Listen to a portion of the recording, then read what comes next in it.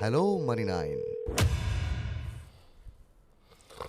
नमस्कार, आभार, अभिनंदन, स्वागत आप सभी का हेलो मनी नाइन। मेरा सवाल है मैं हूं विपुल सिंह और हफ्ते का पहला कारोबारी दिन। पहले कारोबारी दिन में कम से कम ये अच्छी बात है कि निचले स्तरों से रिकवरी है। 24,087 पे खुलने के बाद 24,004 का जब इंट्राडे लो लगते हुए दिखाई दिया तो लगा कि कहीं ऐसा ना हो कि बाज़ार इन्हीं स्तरों के आसपास जो है वो आगे बढ़ता हुआ दिखाई दे और फिर से बाज़ार में गिरावट देखने को मिले। लेकिन उसके बाद शानदार रिकवरी 24,336 ये आज का इंट्राडे हाई रहा, लेकिन वहाँ से करीब करीब 100 अंकों से के आसपास की गिरावट आ चुकी है और 24,226 का स्तर अभी देखने को मिल रहा है। 77 अंकों की मजबूती इस समय निफ्टी के अंदर देखने को मिल रही है।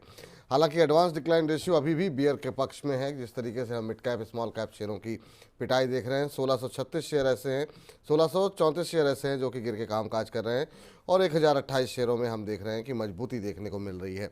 और आज का जो ऐसा शेयर जिसपे कि सबसे ज़्यादा दबाव देखने को मिल रहा है निफ्टी का, वो है एशियन पेंट्स का, जहां पर कि उम्मीदों पर बिल्कुल खरे नहीं उतरे हैं नतीजे। 8% से ज़्यादा टूटता हुआ एशियन पेंट का शेयर।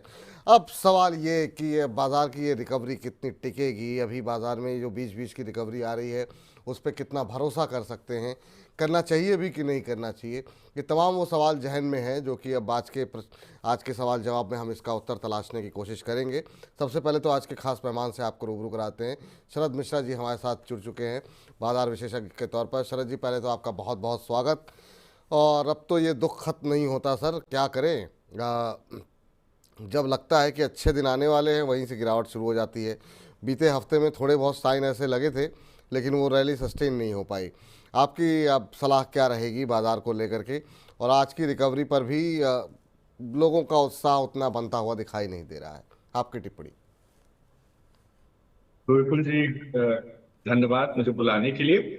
साथ के सभी दर्शकों को देखिए सर, यूएस फेड का पॉलिसी आया जी तो उसमें अगर आप एक चीज देखें, 2 साल का बॉन्ड यील्ड देखें फुल्ली, जी अगर पीसीआर दिखा पाए जी तो 15 सितंबर को जब पिछली बार 50 बेसिस पॉइंट का कट आया था, तब से आप देखें जो बॉन्ड यील्ड है उसके अंदर करीब 17% का मूव आया है। करीब 3.58% की बॉन्ड यील्ड थी, बढ़ के 4.26% के आसपास ट्रेड हो रही है।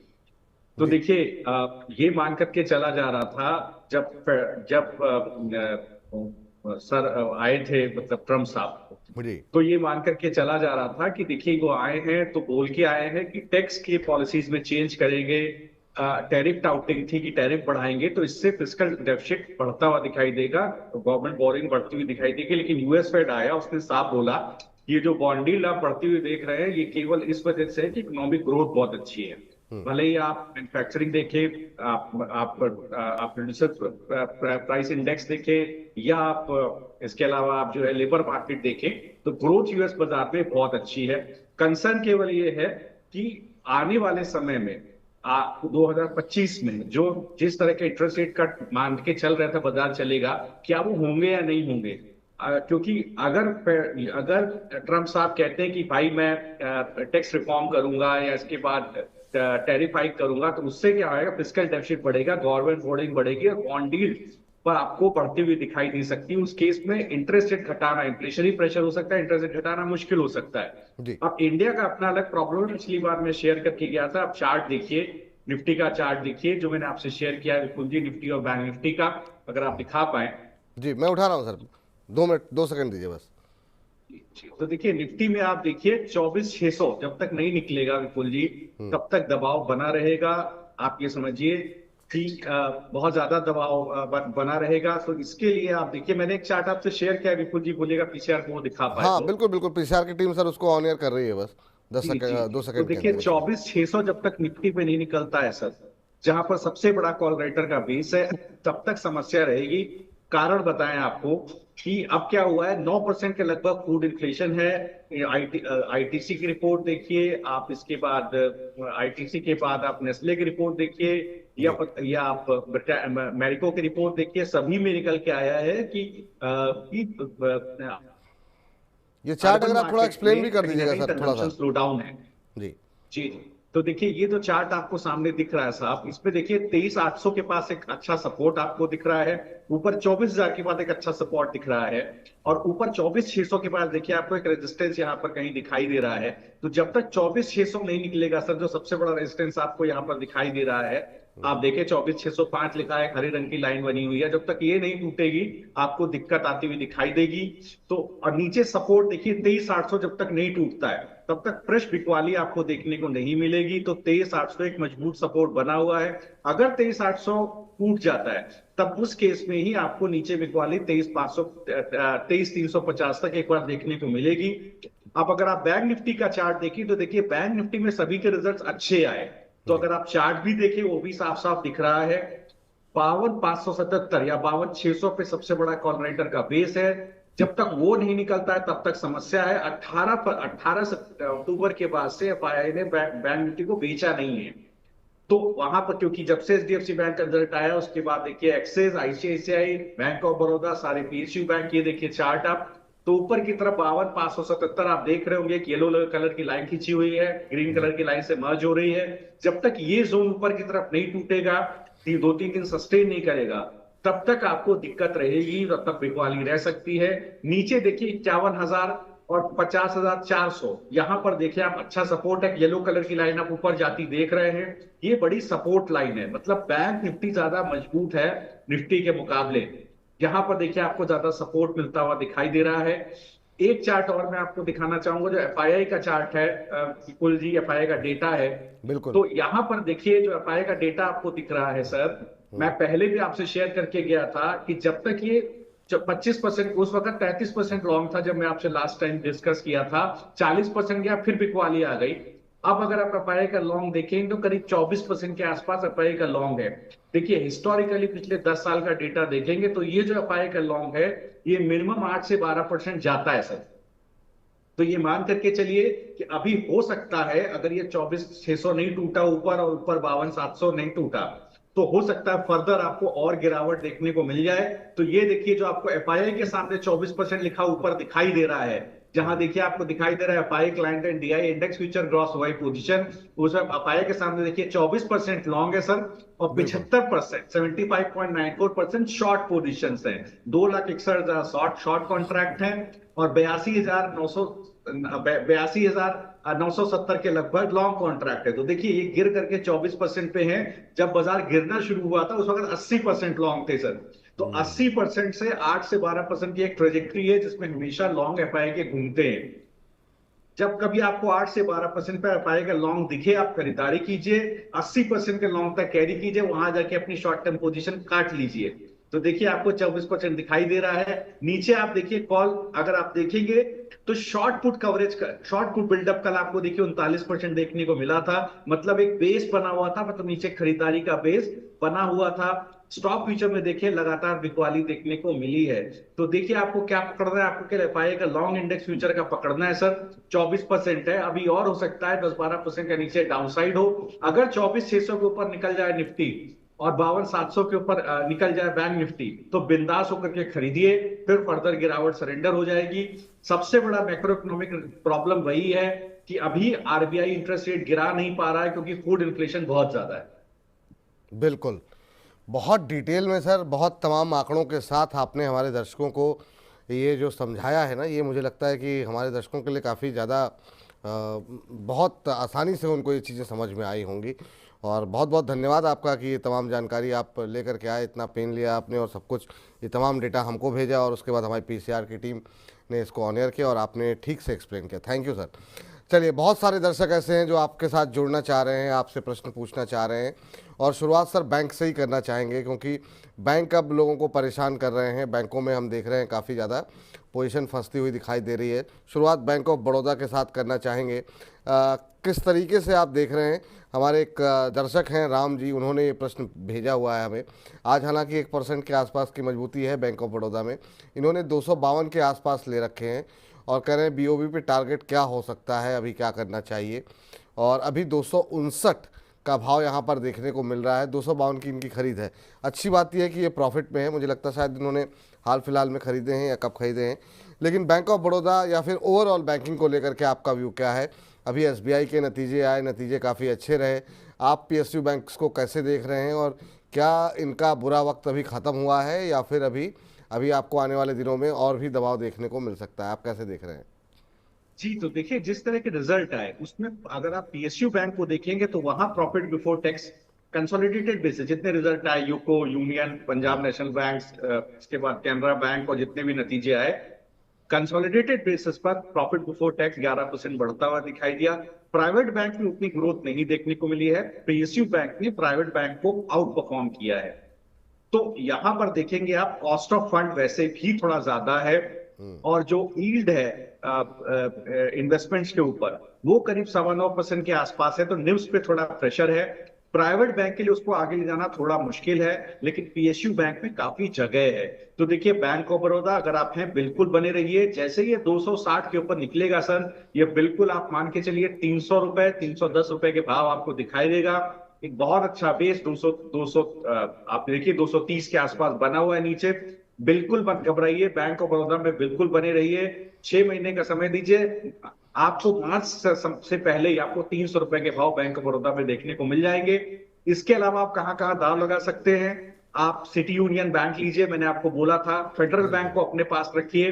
अगर आपको छोटे बैंकों में चाहिए तो यूनियन बैंक, यूको बैंक के रिजल्ट देखिए बहुत अच्छे आते हुए दिखे थे, उनको अपने पास रखिए। कैनरा बैंक को चाहे तो अभी अवॉइड कर सकते हैं, थोड़ा सा स्लिपेजेस बढ़ते हुए दिखाई दिए।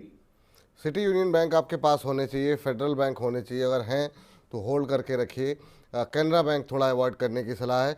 एसबीआई पे क्या व्यू है सर? आज 1% ऊपर है, नतीजे अच्छे रहे हैं। जी एसबीआई पे भी बिल्कुल। अगर आप अपना व्यू दे सकें तो।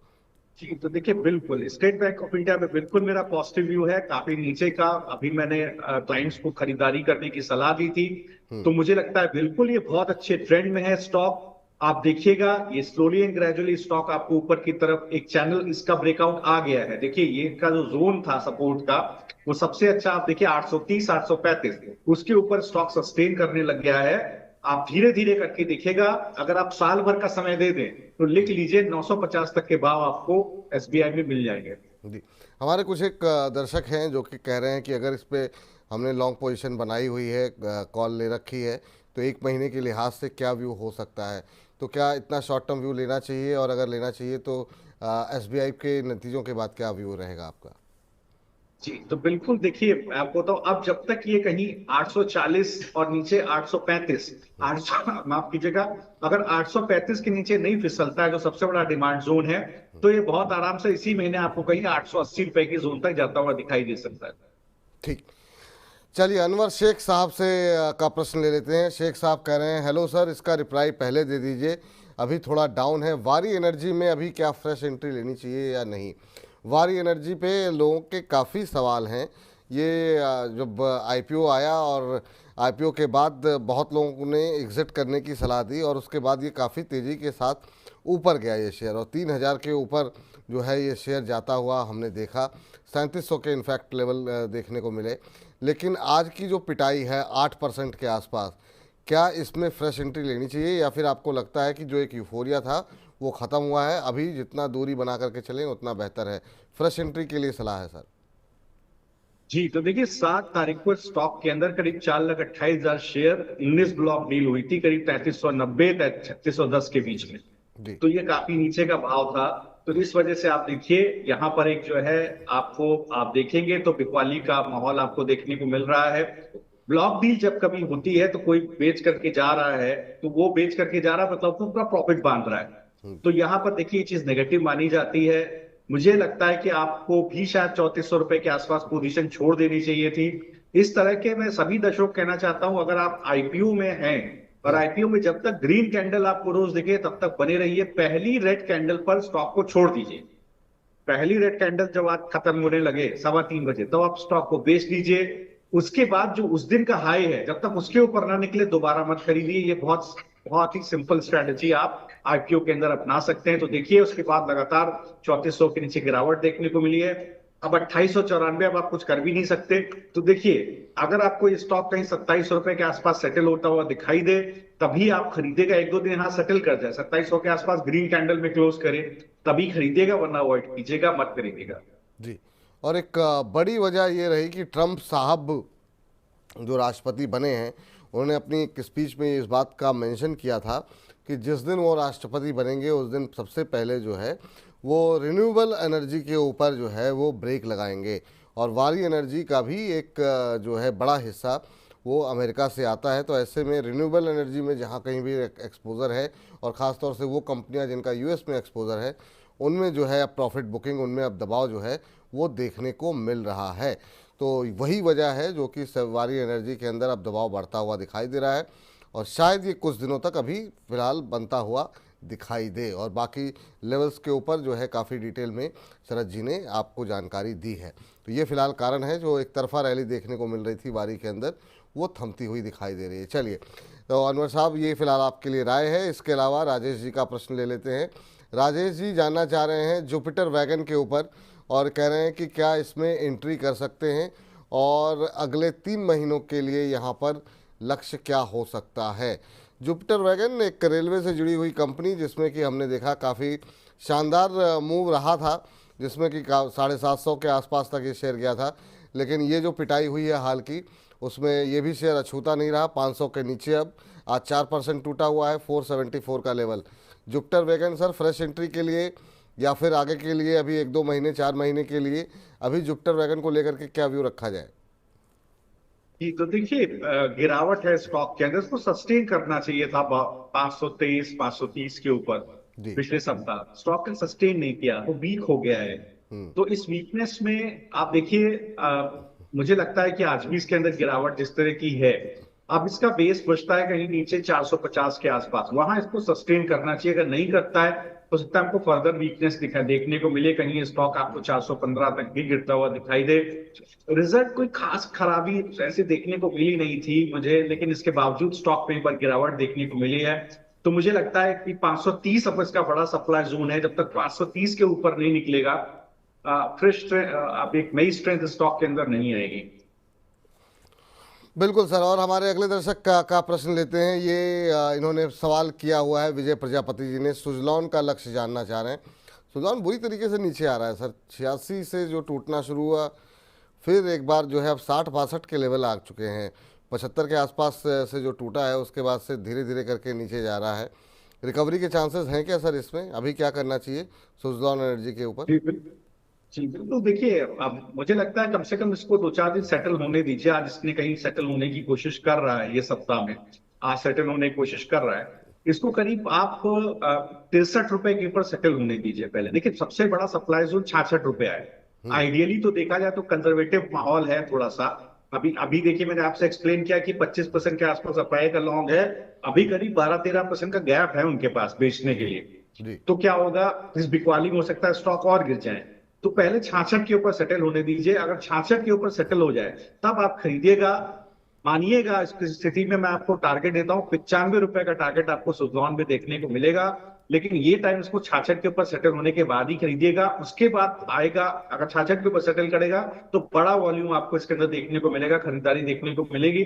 फिर सीधे आप कम से कम 2-6 महीने का समय दीजिएगा, 95 रुपए तक आपको मूव मिलेगा। 95 रुपये तक का मूव देखने को मिल सकता है, लेकिन समय देना पड़ेगा यहाँ पर आपको।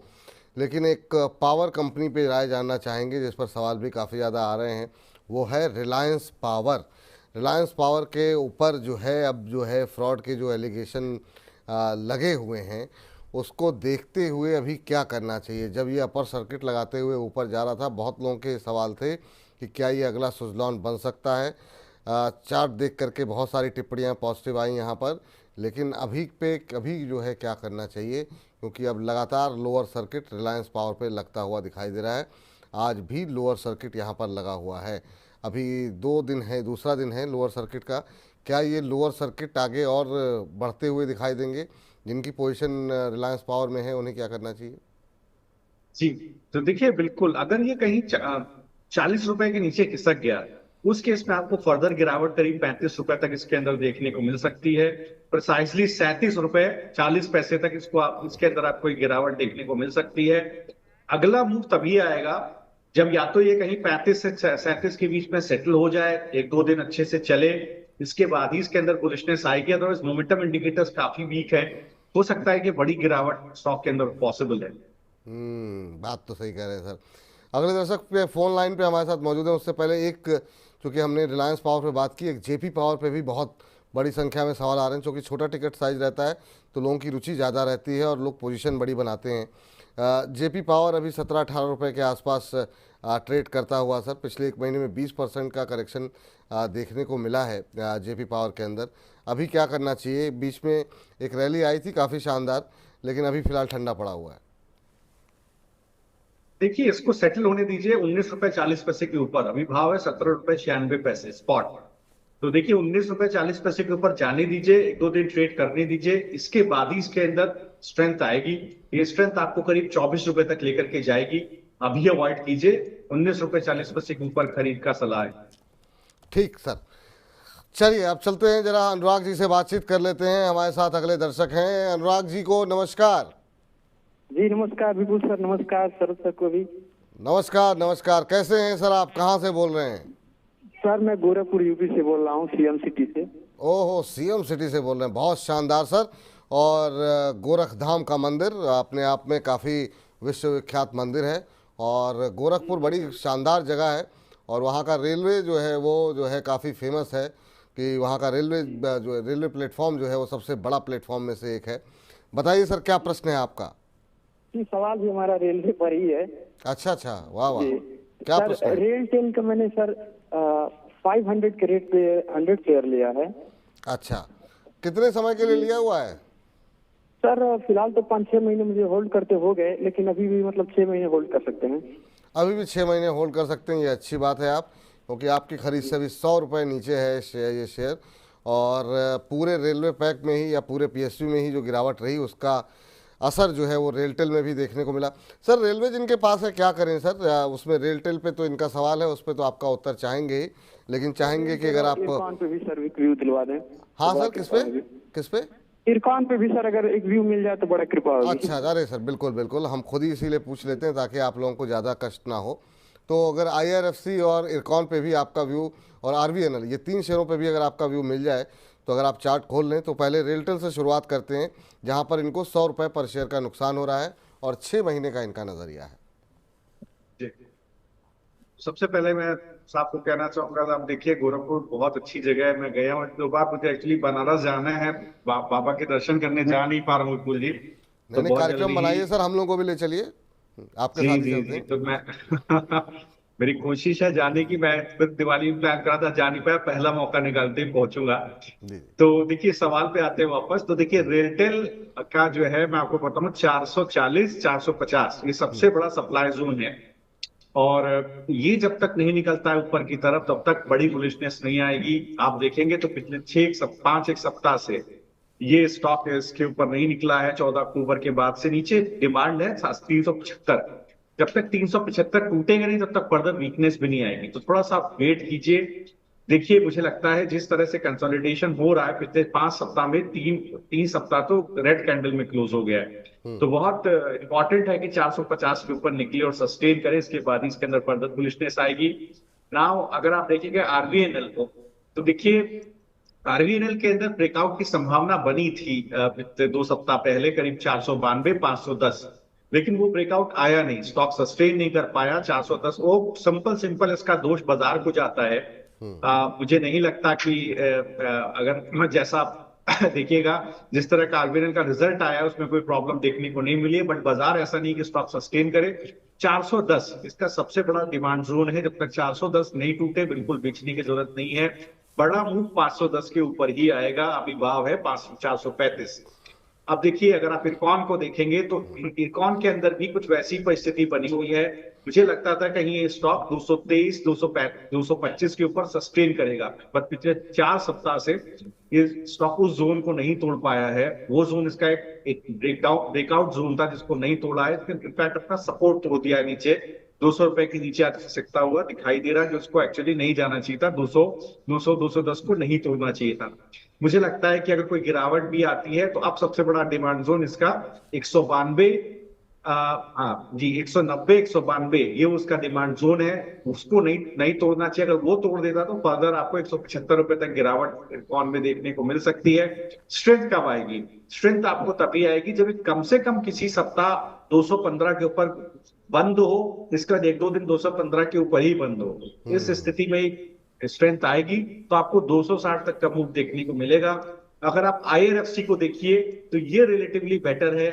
यहाँ पर देखिए रिजल्ट भी बहुत अच्छे आईआरएफसी के आए थे, तो मुझे लगता है कि ये थोड़ा सा एक नॉच बेटर है। ये एक सस्टेन कर रहा है स्टॉक, 133 का अच्छा बेस बना हुआ है। मुझे लगता है धीरे धीरे 160 के ऊपर निकलेगा। 160 के ऊपर निकलने की परिस्थिति में इसमें बड़े टारगेट ऊपर की तरफ कम से कम 190, 220 यहाँ तक के टारगेट पोजिशनली आपको खुलते हुए जरूर यहाँ पर दिखाई देंगे। तो इस चीज को आप ध्यान रखिए। और देखिए एक टीटागढ़ है, उसका डिस्कशन हम लोग ने ऑलरेडी कर लिया है। और बीएमएल यहाँ पर आप देखेंगे तो बीएमएल के अंदर देखिए 4315 का एक अच्छा बेस है। आप म्यूट हो गए सर, आप म्यूट हो गए सर, आपकी आवाज नहीं आ रही अभी। जी जी, मैं म्यूट हो गया अब क्या? आगे आगे आगे जी सर भी। जी, तो देखिए 3600 के पास अच्छा बेस बना हुआ है और 4300 रुपए का एक सप्लाई जोन है। तो 4300 को पिछले अब आज भी ये टेस्ट करता दिख रहा है, पिछले सप्ताह में भी टेस्ट किया था। मुझे लगता है इसके ऊपर निकलेगा, तो बीएमएल को एक बार ध्यान रखिएगा। मुझे लगता है ये निकल करके 4300 रुपए निकलेगा तो यहाँ जरूर आपको 5200 रुपए का लेवल खुलेगा। ये पूरे पैक में सबसे ज्यादा मजबूत दिखाई दे रहा है। कंटेनर कॉर्पोरेशन का रिजल्ट अच्छा था पर स्टॉक चला नहीं है। मैं चाहूंगा कि एक बार स्टॉक कहीं 875 के ऊपर सस्टेन करे, 825 का भाव है, वो स्थिति में इसके अंदर बड़ा पुल बैक आएगा। एक मूव कंटेनर कॉर्पोरेशन में ड्यू है। मैं सभी दर्शकों का थोड़ा सा कंटेनर कॉर्पोरेशन की तरफ ध्यान रखिएगा, यहाँ एक बड़ा मूव पेंडिंग है। ठीक सर, तो पूरा का पूरा रेलवे पैक जो है कवर करने की कोशिश यहाँ पर एक प्रश्न के माध्यम से हमने की है। उमंग जी से बातचीत कर लेते हैं। उमंग जी को नमस्कार सर। नमस्ते जी। नमस्ते सर। कहाँ से बोल रहे हैं उमंग जी आप? मैं जोधपुर से बोल रहा हूँ जी। जोधपुर राजस्थान, बड़ी शानदार जगह से बोल रहे हैं। आपके जीवन में उमंग है कि नहीं सर? बिल्कुल है जी। बिल्कुल सर, यही होना चाहिए सर, उत्साह जो है उसमें कमी नहीं होनी चाहिए। बताइए सर, क्या प्रश्न है आपका? मेरा क्वेश्चन है, मैंने कोल इंडिया लिया था 494 रुपए पे 42 शेयर। 42 शेयर। और कब तक के लिए सोचा हुआ होल्ड करने के लिए? 4 से 5 साल के लिए। 4-5 साल। चलिए, बड़ा लंबा नज़रिया है और ये अच्छी बात है। कोल इंडिया सर, रिन्यूएबल की कितनी भी बात हो लेकिन अभी भी कोल पर निर्भरता जो है वो काफ़ी ज़्यादा है। कोल इंडिया सर क्या पोर्टफोलियो में होना चाहिए अगर व्यू जो है 2-3 साल 4 साल का हो? हालांकि कोशिश सरकार की तरफ से बार बार ये होती है कि हम कोयले पे निर्भरता घटाएंगे, लेकिन जब जब पीक सीजन आता है तो ऐसी स्थिति उत्पन्न हो जाती है कि हमको कोल इंपोर्ट करना पड़ता है। आपकी राय क्या होगी कोल इंडिया को लेकर के? 4-5 साल का नज़रिया है, 422 पे चल रहा है अभी, 50-60 रुपये के नुकसान पे, इवन 70-72 रुपये के नुकसान पर है पर शेयर। आपकी टिप्पणी इस पर? जी, तो देखिए जिस तरह की कोल इंडिया की कैपेसिटी है इमीडिएटली, देखिए आप जितना मैं लास्ट पढ़ रहा था 456 गीगावाट के आसपास का इंडिया का अब नॉन फॉसिल एनर्जी का कैपेसिटी हो गया है। तो अच्छा खासा कैपेसिटी इंडिया ने बनाया है, लेकिन बड़ा देश है, बड़ी रिक्वायरमेंट्स हैं। तो देखिए कभी भी मुझे नहीं लगता कि कोल इंडिया का वो कम से कम अगले कई साल तक आप 8 से 10 एक साल तक रूल आउट कर पाएंगे। तो मुझे लगता है यहाँ पर एक लंबी अवधि में आप देखेंगे तो एक अच्छा ट्रैक्शन स्टॉक के अंदर बना रहेगा। मुझे लगता है इसके अंदर बने रहना चाहिए। एक बहुत अच्छा मूव स्टॉक के अंदर ऑलरेडी आया हुआ है। फर्दर भी अगर आप ऊपर की तरफ देखें तो लाइक उसके खुलते हुए दिखाई देंगे। अगर आप 4-5 साल की अवधि से होल्ड करेंगे तो आप ये मान करके चलें कि कम से कम अगर आप करंट स्थिति में भी देखेंगे तो मुझे लगता है कि करीब 870-920 ये भाव हो सकता है आपको कोल इंडिया में आते हुए दिखाई दे। तो ये करीब 100% से ऊपर का रिटर्न आपको बनता है 5 साल में, जैसे मैं एक्स्ट्रापोलेट कर पा रहा हूँ लंबे चार्ट पे। तो देखिएगा अगर आप लंबी अवधि में होल्ड करेंगे तो यहाँ पर करीब 4 से 5 साल में होल्ड करेंगे तो हो सकता है आपको 100% तक का रिटर्न दिखाई दे। रिलेटिवली कम है क्योंकि 4-5 साल में ऐसी भी कंपनीज हैं जहां जो काफी बड़ा मार्जिन एक्सपेंशन प्रोजेक्ट कर रही हैं और कई ऐसे सेक्टर्स है जहां पर मेमोरी ग्रोथ है। बट कोल इंडिया एक स्टेबल प्लेयर है।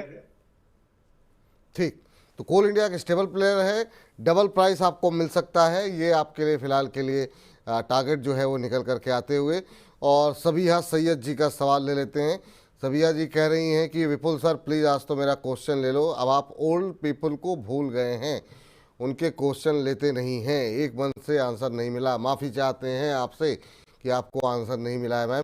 चलिए, कोल इंडिया पे तो आपको उत्तर मिल गया है। आपके 2 प्रश्न और हैं। पहला तो है वेदांता के ऊपर, 443 रुपये पे वेदांता हैं, और IRB जिस पे कि बहुत सारे सवाल हैं, काफ़ी लोगों की पोजीशन फंसी हुई है। और अभी भी जो है दबाव देखने को मिल रहा है। वो इन्होंने 58 रुपये के भाव पर लिया हुआ है। तो पहले सर शुरुआत करेंगे वेदांता के साथ। जो है वेदांता एक ऐसा शेयर है जिसमें कि किसी एक खांचे में इसको बांध नहीं सकते हैं कि अब मेटल पे क्या बात करें, क्योंकि मेटल के अंदर बहुत सारे क्षेत्र में कंपनी कामकाज कर रही है। आपकी सलाह क्या रहेगी वेदांता को लेकर के? अभी क्या करना चाहिए इनको? 456 का भाव है और इनकी खरीद 400 सबिहा जी का सवाल जो है 443 पर है, तो प्रॉफिट में है वेदांता में। तो ये तो देखिए, अगर आप देखेंगे तो एल्यूमिनियम ने all time high first half का कॉस्मेटिक प्रोडक्शन है। जिंक में भी देखेंगे तो all time high metal production है। तो आयरन ओर देखिए, आयरन ओर है, स्टील है, ठीक है, कॉपर है। तो यहाँ आप देखेंगे तो कंपनी का प्रोडक्शन ठीक ठाक देखने को, जो कंपनी का आउटपुट है वो ठीक ठाक देखने को मिल रहा है। और अगर आप रिजल्ट्स भी देखेंगे तो कंपनी के ठीक ठाक है, ऐसा कोई दिक्कत मुझे ऑपरेशन रेवेन्यू में देखने को नहीं मिली है। तो मुझे लगता है वाई बेसिस पर बहुत अच्छा ऑपरेशन रेवेन्यू ग्रोथ देखने को मिली, विडा में बहुत अच्छा एक्सपेंशन देखने को मिला है। तो मुझे लगता है बिल्कुल एक अच्छा डिविडेंड प्लेयर है कंपनी। एक बेस बना हुआ है 410 450 के बीच में। मुझे लगता है कि स्टॉक स्टेबलाइज करेगा स्लोली एंड ग्रेजुअली इसी जोन में, वीक नहीं है, अभी भी positive character of moving average बना हुआ है। मुझे लगता है सबसे बड़ा सप्लाई जोन आता है ऊपर की तरफ अभी 487 490, जो पिछले 4 एक सप्ताह का सप्लाई जोन है। इसके ऊपर निकलने पर स्ट्रेंथ आएगी। 450 के नीचे जाएगा तो एक बार वीकनेस आपको देखने को मिलेगी। हो सकता है आपको 400 तक के भाव भी खुलते हुए दिखाई दे, लेकिन बने रहिएगा। मुझे लगता है लंबी अवधि थोड़ा लेके चलेंगे तो 480 तक के भाव आपको दिखाई देंगे। ठीक सर, चलिए इस बीच हमारे साथ अगले दर्शक जुड़ चुके हैं, उनसे भी बातचीत करते हैं। अनुराग जी हमारे साथ हैं। अनुराग जी को नमस्कार। सर नमस्कार सर, कैसे हैं सर? हम बहुत अच्छे हैं अनुराग जी, आप कैसे हैं? कहाँ से बोल रहे हैं अनुराग जी? मैं सर मेरठ से बोल रहा हूँ और आपको आप ये समझिए कि लगभग 7-8 महीने से फॉलो कर रहा हूँ। अरे सर, आपका कोई भी प्रोग्राम मैं छोड़ता नहीं हूँ, मतलब मनी 9 का कोई भी प्रोग्राम नहीं छोड़ता हूँ। और अगर मेरे को दिन में टाइम नहीं मिलता, मॉर्निंग में टाइम नहीं मिलता, तो मैं रात में जरूर देखता हूँ। थैंक यू सर, बहुत बहुत धन्यवाद। और आप जैसे जो दर्शक हैं उनसे ही हमको ऊर्जा मिलती है कि कहीं कोई चूक हमारी तरफ से ना हो और आप लोगों तक सही से ज़्यादा जानकारी पहुंचाई जा सके। आप लोगों को फॉलो करके जो है ये समझिए शेयर मार्केट में एंट्री करने का सौभाग्य मिला है। अरे सर थैंक यू सर। हमें तो ABCD भी नहीं पता थी सर, शेयर मार्केट की ABCD भी नहीं पता थी। बहुत बहुत धन्यवाद। तो अभी तो आप भी नुकसान में ही होंगे सर? हाँ नहीं, मैं सर बहुत ज्यादा नुकसान में ही हूँ। ऑलमोस्ट मान के चलिए लगभग 31,000 के नुकसान में चल रहा हूँ। जी जी। टाटा मोटर में फंसा हुआ हूँ। लेकिन बेसिकली आज मैं आपसे जो क्वेश्चन कर रहा हूँ वो TV18 ब्रॉडकास्ट के लिए कर रहा हूँ। अच्छा, किस रेट पे लिए? सर मैंने जी TV18 का जो मर्जर हो रहा था सर नेटवर्क 18 में, जी जी, तो उसमें मैंने सर एक्चुअली अंशुल जी से एक बार बात हो रही थी, विवेक जी के प्रोग्राम में मैं देख रहा था, तो उन्होंने सजेस्ट किया था कि इसका मर्जर हो रहा है जी, तो ये 172 शेयर्स अगर जो होंगे तो 100 नेटवर्क 18 के शेयर्स मिलेंगे जी। तो इसमें मैंने उसके बिहाफ पे मैंने यही सोचा था कि लगभग 350 के आसपास मैंने इसमें से शेयर ले लिए थे जी। ये सर 45.38 के रेट से मैंने लिए हैं ये 350 शेयर जी। तो अभी जो है वो अकाउंट में शो नहीं कर रहे हैं। अभी अकाउंट में लेने के बाद नहीं शो कर रहे हैं? जी लेने के बाद अभी मतलब मर्जर तो हो गया है या नहीं हुआ एग्जैक्ट मेरे को पता नहीं, लेकिन TV18 के जो वो है वो अभी शो नहीं कर रहे हैं, वो सस्पेंडेड दिखा रहे हैं, इनएक्टिव स्टॉक जैसे दिखाता है ना, तो वो दिखा रहे हैं। अच्छा, तो वही मैं जानना चाह रहा था शरद जी से कि अगर जो शरद जी कुछ गाइड कर सके हैं कब तक ये अकाउंट में क्रेडिट हो जाते हैं या इसका कुछ मतलब सिस्टम होता है या कुछ साइकिल होता है, कुछ मतलब उससे थोड़ा सा गाइडेंस मिल जाएगा। तो सर कोई टिप्पणी करना चाहेंगे आप TV18 पर? जी देखिए, 3 तारीख को ये जो मर्जर है TV18 नेटवर्क 18 का वो सैंक्शन हुआ है कंपनी से, कंपनी ट्रिब्यूनल से, और इफेक्टिव है अक्टूबर 3 से। तो देखिए बिल्कुल यहाँ पर हो सकता है कि जो कस्टोडियन रिलेटेड चेंजेस हैं वो अभी ना हुए हो सकता है कि अभी जो है आपको थोड़ा सा इस पे समय आता हुआ दिखाई दे। जब कभी ये मर्जर कंप्लीट होगा तो आपको शेयर्स आपके पास जरूर दिखाई देंगे आपके CDSL एंड SDL अकाउंट में अकॉर्डिंगली मैपिंग होती हुई दिखाई देगी। तो उसमें मुझे नहीं लगता कि अगर आपको फिर भी कोई कोई क्वेरी है तो आपको अपने स्टॉक ब्रोकर के पास से क्वेरी डालनी चाहिए। बट मुझे नहीं लगता कि इसमें कोई किसी तरह के आपको शक या शुबा होने की जरूरत है। जब भी वो कभी कंप्लीट होगा CDSL एंड SDL के लेवल पर चेंजेस हो जाएंगे, आपको अपने आप एलोकेशन आपको दिखाई देगा अपने डीमैट अकाउंट में। तो उसके लिए आप बिल्कुल चिंता ना करें। जी, तो उम्मीद करते हैं आपको आपके प्रश्न का उत्तर मिल गया होगा। थोड़ा सा वेट कर लीजिए सर, और अगर ज़्यादा समस्या होती है तो आप 15-20 दिन, 1 महीने बाद दोबारा सवाल कर लीजिएगा, आपको और ज़्यादा सटीक जानकारी हम पहुंचाने की कोशिश करेंगे।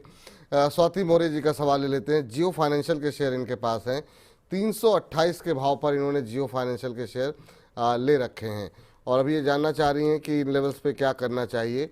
अभी अगर हम देखें जियो फाइनेंशियल के शेयर पे जो भाव देखने को मिल रहा है वो 314 के आसपास चल रहा है सर, और इन्होंने ले रखा है 328 पे। 13-14 रुपये नुकसान पर हैं अभी ये।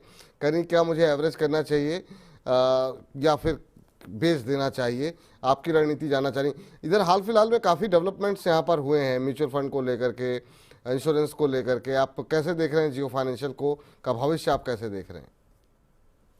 जी, तो देखिए मुझे लगता है थोड़ा सा रुकना चाहिए, थोड़ा वेट करना चाहिए इनको। जब स्टॉक कहीं 325 के ऊपर सस्टेन कर जाए 3-4 दिन, इसके बाद ही इसको एवरेज कीजिए। अभी जबरदस्ती एवरेज मत कीजिए, थोड़ा सा वीक है स्टॉक। 330 पर एक सप्लाई जोन बना हुआ है, तो कम से कम 325 के ऊपर सस्टेन होने दें। एक बार सस्टेन हो जाए कन्विंसिंगली 2-3 दिन, इसके बाद ही एवरेज करें। लंबी अवधि के लिए बने रहेगा तो ज्यादा फायदा है। मुझे लगता है कि बड़ा मूव तभी आएगा जब 335 के ऊपर निकलेगा स्टॉक और सस्टेन करेगा। ठीक, तो ये आपके लिए फिलहाल यहाँ पर राय जो है निकल करके आती हुई। अगले दर्शक नागराज जी का सवाल ले लेते हैं, और इस बीच हमारे साथ 1000 से ज़्यादा दर्शक जो है वो यूट्यूब पर लाइव जो है जुड़े हुए हैं। इसके अलावा हमारे फेसबुक और हमारे ऐप पर भी बड़ी संख्या में दर्शक जुड़ रहे हैं। तो आप सभी से निवेदन है जितना हो सके हमारे इस कार्यक्रम को ज़्यादा से ज़्यादा लोगों तक पहुँचाने का काम आप लोगों के ज़िम्मे है। अपने व्हाट्सएप स्टेटस पे अगर लगा सकते हैं तो अवश्य लगाइए। इसके अलावा आप अपने दोस्तों को, परिवार के लोगों को और अपने ऑफिस के कलीग को, इन सबको जो है लिंक जो है यूट्यूब का हमारा शेयर कीजिए, ताकि ज़्यादा से ज़्यादा लोगों तक इस कार्यक्रम की पहुंच हो सके। नागराज जी का सवाल ताज जीवीके पर है, कह रहे हैं क्या फ्रेश एंट्री करनी चाहिए कि नहीं, यहाँ पर क्या ब्रेकआउट जैसी स्थिति यहाँ पर दिखाई दे रही है? सर, इंडियन होटल्स के नतीजों ने काफ़ी ज़्यादा पॉजिटिव सरप्राइज़ किया, और उसके बाद काफ़ी अच्छी रैली यहाँ पर देखने को मिली है। अब उसके बाद क्या ये जो बाकी शेयर हैं ताज जीवीके या ओवरऑल होटल इंडस्ट्री को लेकर के आपकी राय क्या होगी? आज अभी देख रहे हैं आधे पौने % के आसपास की गिरावट है, 337-338 के आसपास। क्या फ्रेश एंट्री की सलाह रहेगी आपकी? तो देखिए टोन सेट हो गया था ITC के जब रिजल्ट आए थे विपुल जी, तो जो उनका होटल सेगमेंट है बहुत स्ट्रॉन्ग नंबर्स आए थे। इसके बाद शैले होटल के देखिए अच्छे रिजल्ट आए थे। मुझे याद पड़ता है मैंने आपको इसका इंडियन होटल का एक ट्रेड, आपको एक इन्वेस्टमेंट का ट्रेड भी दिया था बिल्कुल उस बिल्कुल। वक्त। तो देखिए यहाँ पर क्या है, बिल्कुल आप मान के चलिए इंडियन होटल के नंबर्स तो बहुत स्ट्रॉन्ग है। देखिए वैसे भी अगर आप उनका पर क्लाइंट रेवेन्यू देखें तो 7200 रुपए के आसपास, जबकि मार्केट का शेयर करीब 6000 रुपए के आसपास है। अगर होटल इंडस्ट्री देखिए ऑक्यूपेंसी 71% है। ओवरऑल होटल इंडस्ट्री का ऑक्यूपेंसी देखें तो 60% के आसपास है। तो वो एक डिफरेंट लीग में है। लेकिन इसके बावजूद भी मुझे लगता है कि ताज जीवीके का नंबर्स भी अच्छे आएंगे। तो बिल्कुल आप ये मान करके चले कि ये भी एक पार्टनर है उनकी, इंडियन होटल की ही पार्टनर है। तो यहाँ पर नंबर अच्छे आते हुए दिखाई दे सकते हैं। करना क्या है आपको, बिल्कुल बने रहे सर। मुझे लगता है कि एक ब्रेकआउट आ गया है स्टॉक के अंदर, एक अच्छा ब्रेकआउट आया स्टॉक के अंदर, बिल्कुल बने रहे। एक अच्छा बेस आपको 300 रुपए के आसपास बना हुआ, जब तक वो बेस ना निकले आप बिल्कुल लॉन्ग रहे। तो एडिशनली मुझे लगता है क्वार्टर का समय देंगे तो 410-420 तक के भाव यहाँ आपको देखने को मिलेंगे। ठीक सर, वो IRB इंफ्रा पे सबिहा जी का सवाल रह गया था, वो शायद अब उनकी टिप्पणी आ रही है कि सर इस पे हमको उत्तर नहीं मिल पाया। और IRB इंफ्रा पे बहुत लोगों की पोजीशन है, 58 रुपये के आसपास इन्होंने लिए हुए हैं, और अभी 51 पे आ गया है। 7-8 रुपये के पर शेयर का इनको नुकसान हो रहा है। बहुत लोग 60-65-66 के आसपास फंसे हुए हैं सर IRB इंफ्रा पे। रिजल्ट अच्छे नहीं रहे थे और उस पर लगातार दबाव है जी। के साथ समस्या क्या हो गई कि जो टोल रेवेन्यू वो तो ठीक ठाक आया, लेकिन जो EPC कॉन्ट्रैक्ट है वो वहां उनको मंदी देखने को मिली, वहीं पर लॉस आया है सेकेंड क्वार्टर में। जी। तो इनका कहना है कि साहब देखिए मानसून सीजन था, काम नहीं हो पाया ढंग से, तो इस वजह से देखिए लॉस है Q3 से, थर्ड क्वार्टर से। यहाँ पर इनका मानना है कि साहब अच्छा टर्म दिखाई देगा और मार्जिन एक्सपेंशन देख, मतलब जो है हमको दोबारा जो है ईपीसी कॉन्ट्रैक्ट में कंप्लीशन देखने को मिलेगा, टॉप लाइन बढ़ती हुई दिखाई देगी, मार्जिन में एक्सपेंशन देखने को मिलेगा। तो टोल रेवेन्यू जो है वहां पर वैसे भी ठीक ठाक ग्रोथ देखने को मिली है। तो देखिए अब आप चार्ट्स पे अगर आप देखेंगे तो एक फॉलिंग वेज पैटर्न इसके अंदर बन रहा है। जनरली इतने बड़े मूव के बाद बिल्कुल इस तरह का पैटर्न बिल्कुल लाजमी है। कंसोलिडेशन पैटर्न होता है, कंटिन्यूशन पैटर्न होता है ट्रेंड का, मतलब ट्रेंड अभी टूटा नहीं है, लेकिन एक पुल बैक आ सकता है स्टॉक के अंदर 57 रुपए तक।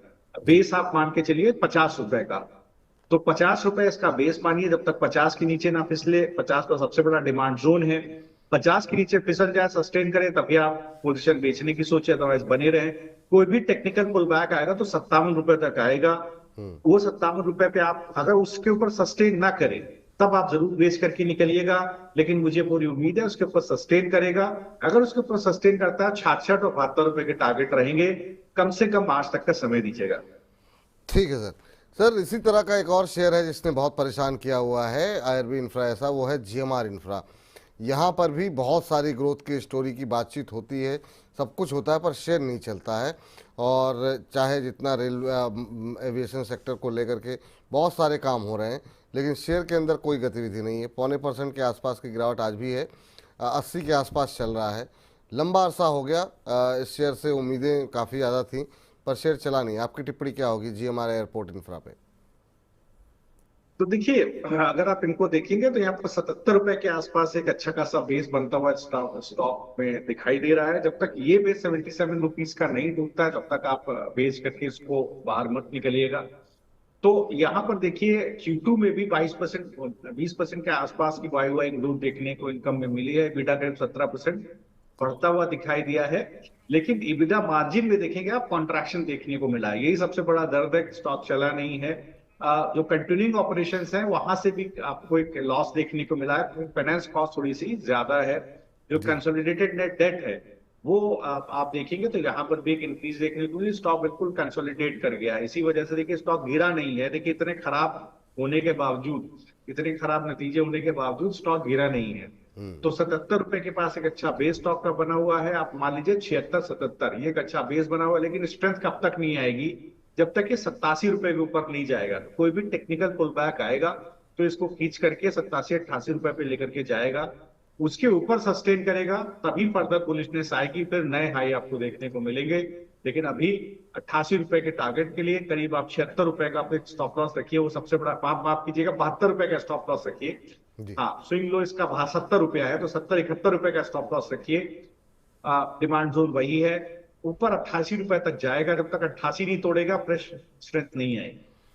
चलिए, तो सर जिन लोगों ने 97-98 पे ले रखे हैं वो भी, उनके लिए भी यही टारगेट रहेगा?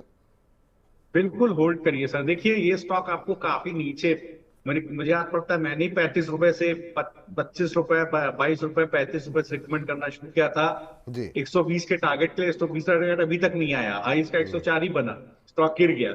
तो देखिए कई बार क्या होता है, आप सोचते हैं वैसा होता नहीं, क्योंकि वो सेकेंड क्वार्टर से ही आप देखें, जुलाई के बाद से ही स्टॉक के अंदर टॉप आउट होने लगा था स्टॉक।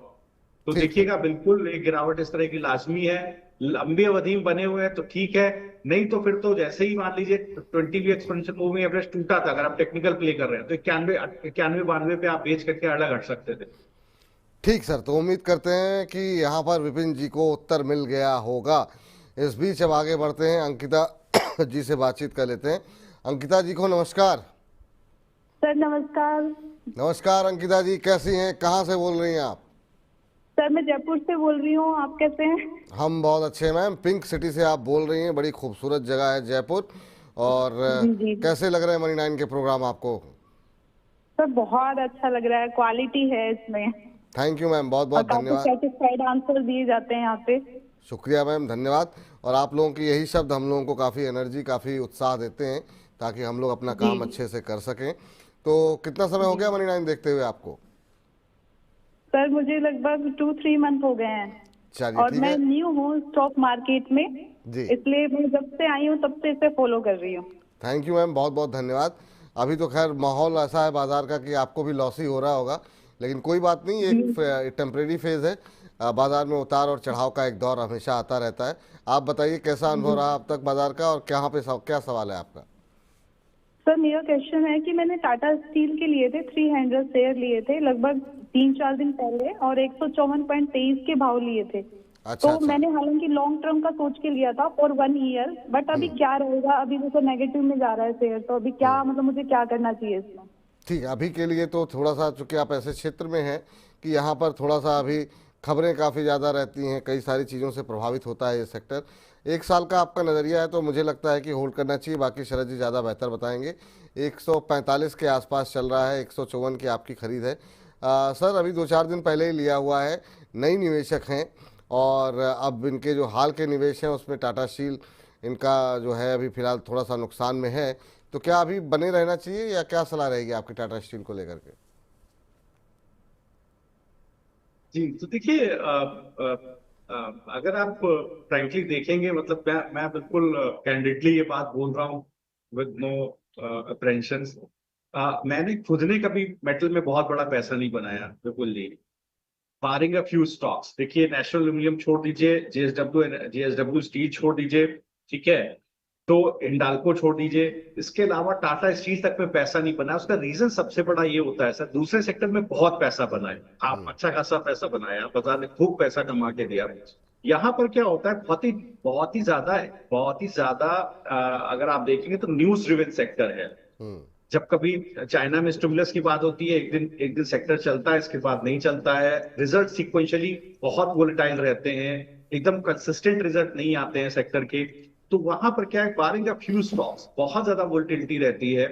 इसको एनालाइज करना आप समझिए काफी मुश्किल है। आप एक एफएमसीजी सेक्टर को एनालाइज कर सकते हैं, एक रियल एस्टेट सेक्टर को एनालाइज कर सकते हैं, ऑटो कर सकते हैं, बैंकिंग कर सकते हैं, मेटल को थोड़ा सा करना मुश्किल होता है। तो मुझे लगता है थोड़ा सा, मैं सभी दर्शकों को कहना चाहता हूँ, देखिए सेलेक्ट एक बहुत अच्छी किताब है, आर्ट ऑफ वॉर। उसको अगर आप पढ़ेंगे तो उसमें लिखा हुआ है कि select your battles and win them. You can not fight everything. देखिए सब जगह आप नहीं लड़ सकते, हर फ्रंट पे आप लड़ाई नहीं लड़ सकते। तो अपने सेक्टर पकड़ लीजिए और वहीं पर इन्वेस्टेड करिए, पैसा आपको वहीं से बन के मिल जाएगा। तो मेरा वही चीज टाटा में भी मानना है। देखिए रिजल्ट अच्छे खासे आए थे कंपनी के, लेकिन स्टॉक सस्टेन नहीं कर रहा है। देखिए सभी ने उसमें खरीदा है, वो 145 155 के आसपास, स्टॉक सस्टेन नहीं कर रहा है, 140 के आसपास खड़ा हुआ है। तो देखिए ये सब चीजें मेटल में रहती हैं। थोड़ा सा मुझे ऐसा लगता है मेटल से, आई माइट बी रॉन्ग, ठीक है, बट मुझे ऐसा लगता है कि मेटल से दूरी बनानी चाहिए। आप देखिए 140 तोड़ेगा तो फर्दर नीचे गिरा करके आपको 130 135 के टेरिटरी में लाके खड़ा करेगा। काफी छोटे, अगर आप बहुत इंट्राडे कर रहे हैं, आप बीटीएसटी एसटीपीटी कर रहे हैं, एक दिन का ट्रेड करें, तब तो आप मेटल खेलिए, वरना मेटल को आप लॉन्ग टर्म पर्सपेक्टिव से पोर्टफोलियो में रख के पैसा बनाना बहुत मुश्किल है। तो दूसरा विकल्प तलाशेंगे आप तो ज़्यादा बेहतर रहेगा। हालांकि यहाँ पे 5-7 रुपये 8 रुपये का नुकसान आपको हो रहा है, लेकिन अगर लॉन्ग टर्म में अगर यहाँ पे कोई भी भाव थोड़ा सा बाउंस बैक मिलता है तो निकलने की कोशिश कीजिए। किसी दूसरे सेक्टर में ट्राई करेंगे तो 1 साल में आपके और बेहतर विकल्प और बेहतर रिटर्न आपको मिलते हुए दिखाई देंगे, ऐसा शरद जी का मानना है। एक और शेयर पे बात कर लेते हैं सर, अब सीधे बजिंग का रुख करेंगे, और वो है एनएचपीसी पे। काफ़ी सवाल आ रहे हैं और कह रहे हैं लोग कि एनएचपीसी में अभी क्या करना चाहिए। आईआरबी हुआ, जीएमआर हुआ, या फिर ये अब ये एनएचपीसी हुआ, ये वो शेयर हैं जो कि लोगों को काफ़ी थका रहे हैं अभी। और कितना वेट करना पड़ेगा सर एनएचपीसी में? देखिए अगर आप एनएचपीसी को देखिए तो बिल्कुल यहाँ पर एक वीकनेस तो है, नो डाउट, उसमें कोई दो राय नहीं है कि आपको एक बड़ी वीकनेस देखने को मिल रही है। बट मुझे लगता है कि स्टॉक अभी भी सस्टेन कर रहा है, बहुत ज्यादा गिरावट स्टॉक में नहीं है। मुझे लगता है 73 से 75 रुपए का जो भाव है, ये इसका बहुत अच्छा डिमांड जोन है। ये जोन को स्टॉक बहुत आसानी से नहीं तोड़ेगा। तो आप मान के चलिए 73 रुपया नीचे और 90 रुपया ऊपर, ये वो जोन है जो इसका पूरा कंसोलिडेशन जोन है। कोई भी पुल बैक आएगा तो ये 90 रुपए तक जाएगा। अगर आपको कहीं डिप में मिले 73-75 पर तो आप खरीदिए, 91 रुपए तक लेकर के जाएगा। अगर 91 रुपए के ऊपर सस्टेन कर जाए 2-4 दिन, तब ये आपको एक अच्छी अपर टेरिटरी में दिखाई देगा। तब आपको पुल बैक 117 120 तक देखने को मिलेगा। वीक नहीं है, मुझे लगता है बिल्कुल बने रहना चाहिए। ठीक, अमन जी से बातचीत कर लेते हैं, फोन पे हैं हमारे साथ। अमन जी को नमस्कार। जी नमस्कार सर, नमस्कार। नमस्कार अमन जी, कैसे हैं, कहाँ से बोल रहे हैं?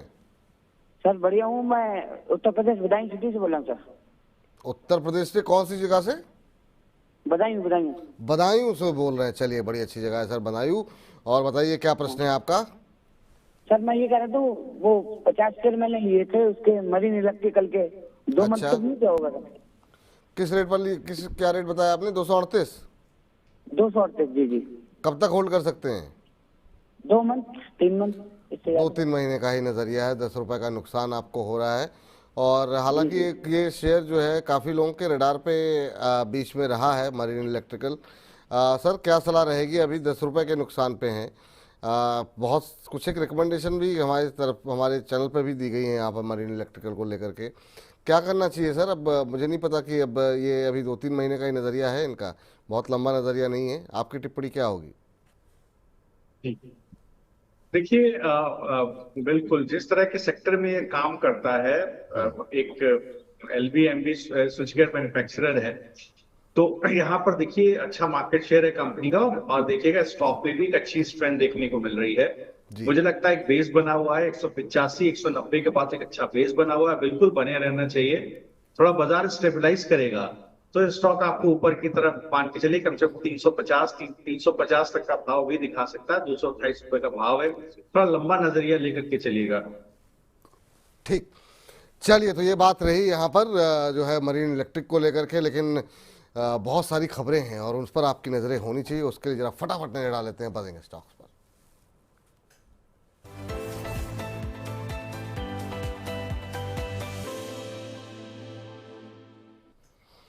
बजिंग स्टॉक्स ऐसे शेयर जहां पर होती है खबरें, खबरों के चलते देखने को मिलता है एक्शन। क्या होना चाहिए आपका रिएक्शन, ये बताएंगे शरद जी, खबर बताएंगे हम और निर्णय लेंगे आप। खरीदें, बेचें, बने रहें, एवरेज करें कि नहीं, इन तमाम पहलुओं पे होगी बातचीत। एक एक करके स्क्रीन पर लेकर के आइए जरा शेयरों को।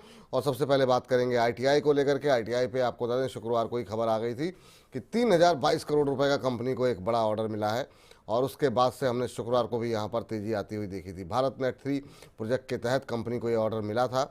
और आपको बता दें कि इसके तहत ग्रामीण इलाकों में जो है वो नेट कनेक्टिविटी के लिए कंपनी को ऑर्डर मिला है। खासतौर से हिमाचल प्रदेश, पश्चिम बंगाल, अंडमान निकोबार के गांव में नेट कनेक्टिविटी के लिए कंपनी को ये ऑर्डर आईटीआई को मिला था।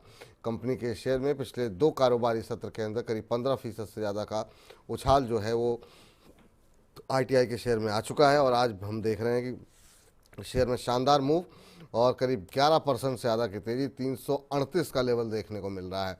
आईटीआई लिमिटेड सर शानदार मोमेंटम बना हुआ है पिछले 2 कारोबारी सत्र से। क्या करें, जिनके पास है वो प्रॉफिट बुक करें क्या, और क्या अभी और अपसाइड बाकी है, यहाँ पर फ्रेश एंट्री कर सकते हैं क्या? बिल्कुल फ्रेश एंट्री तो नहीं बनती। फ्रेश एंट्री देखिए 290 का बेस है विपुल जी, और 400 रुपए का टारगेट है, 337 का भाव। तो आप ये मानिए अगर आप फ्रेश एंट्री करते हैं तो 290 का टारगेट, 337 का भाव है, तो थोड़ा थोड़ा करके लीजिए, 2-3 रुपए करके लीजिए, 10 रुपया है तो 400 तक के टारगेट बिल्कुल बिल्कुल आपको इसके अंदर आते हुए दिखाई देंगे। पोजिशनली आप करीब जनवरी तक का समय दीजिए। ठीक सर। और 5 कारोबारी सत्र में जो है 50% से ज़्यादा का रिटर्न आईटीआई में ऑलरेडी आ चुका है। तो फ्रेश एंट्री की जगह तो वाकई में बिल्कुल बनती नहीं है। चलिए जरा एक कंपनी लेकर के आइए, शिपिंग कॉरपोरेशन ऑफ इंडिया। क्या शानदार मूव यहाँ पर देखने को मिल रहा है। और हमने देखा कि बीच में काफ़ी सुस्ती यहाँ पर देखने को मिली थी जब मझगांव जैसे शेयरों में बीच बीच में रिकवरी आ रही थी, लेकिन ये थोड़ा सुस्त पड़ा हुआ था। लेकिन क्या नतीजे दिए हैं कंपनी ने।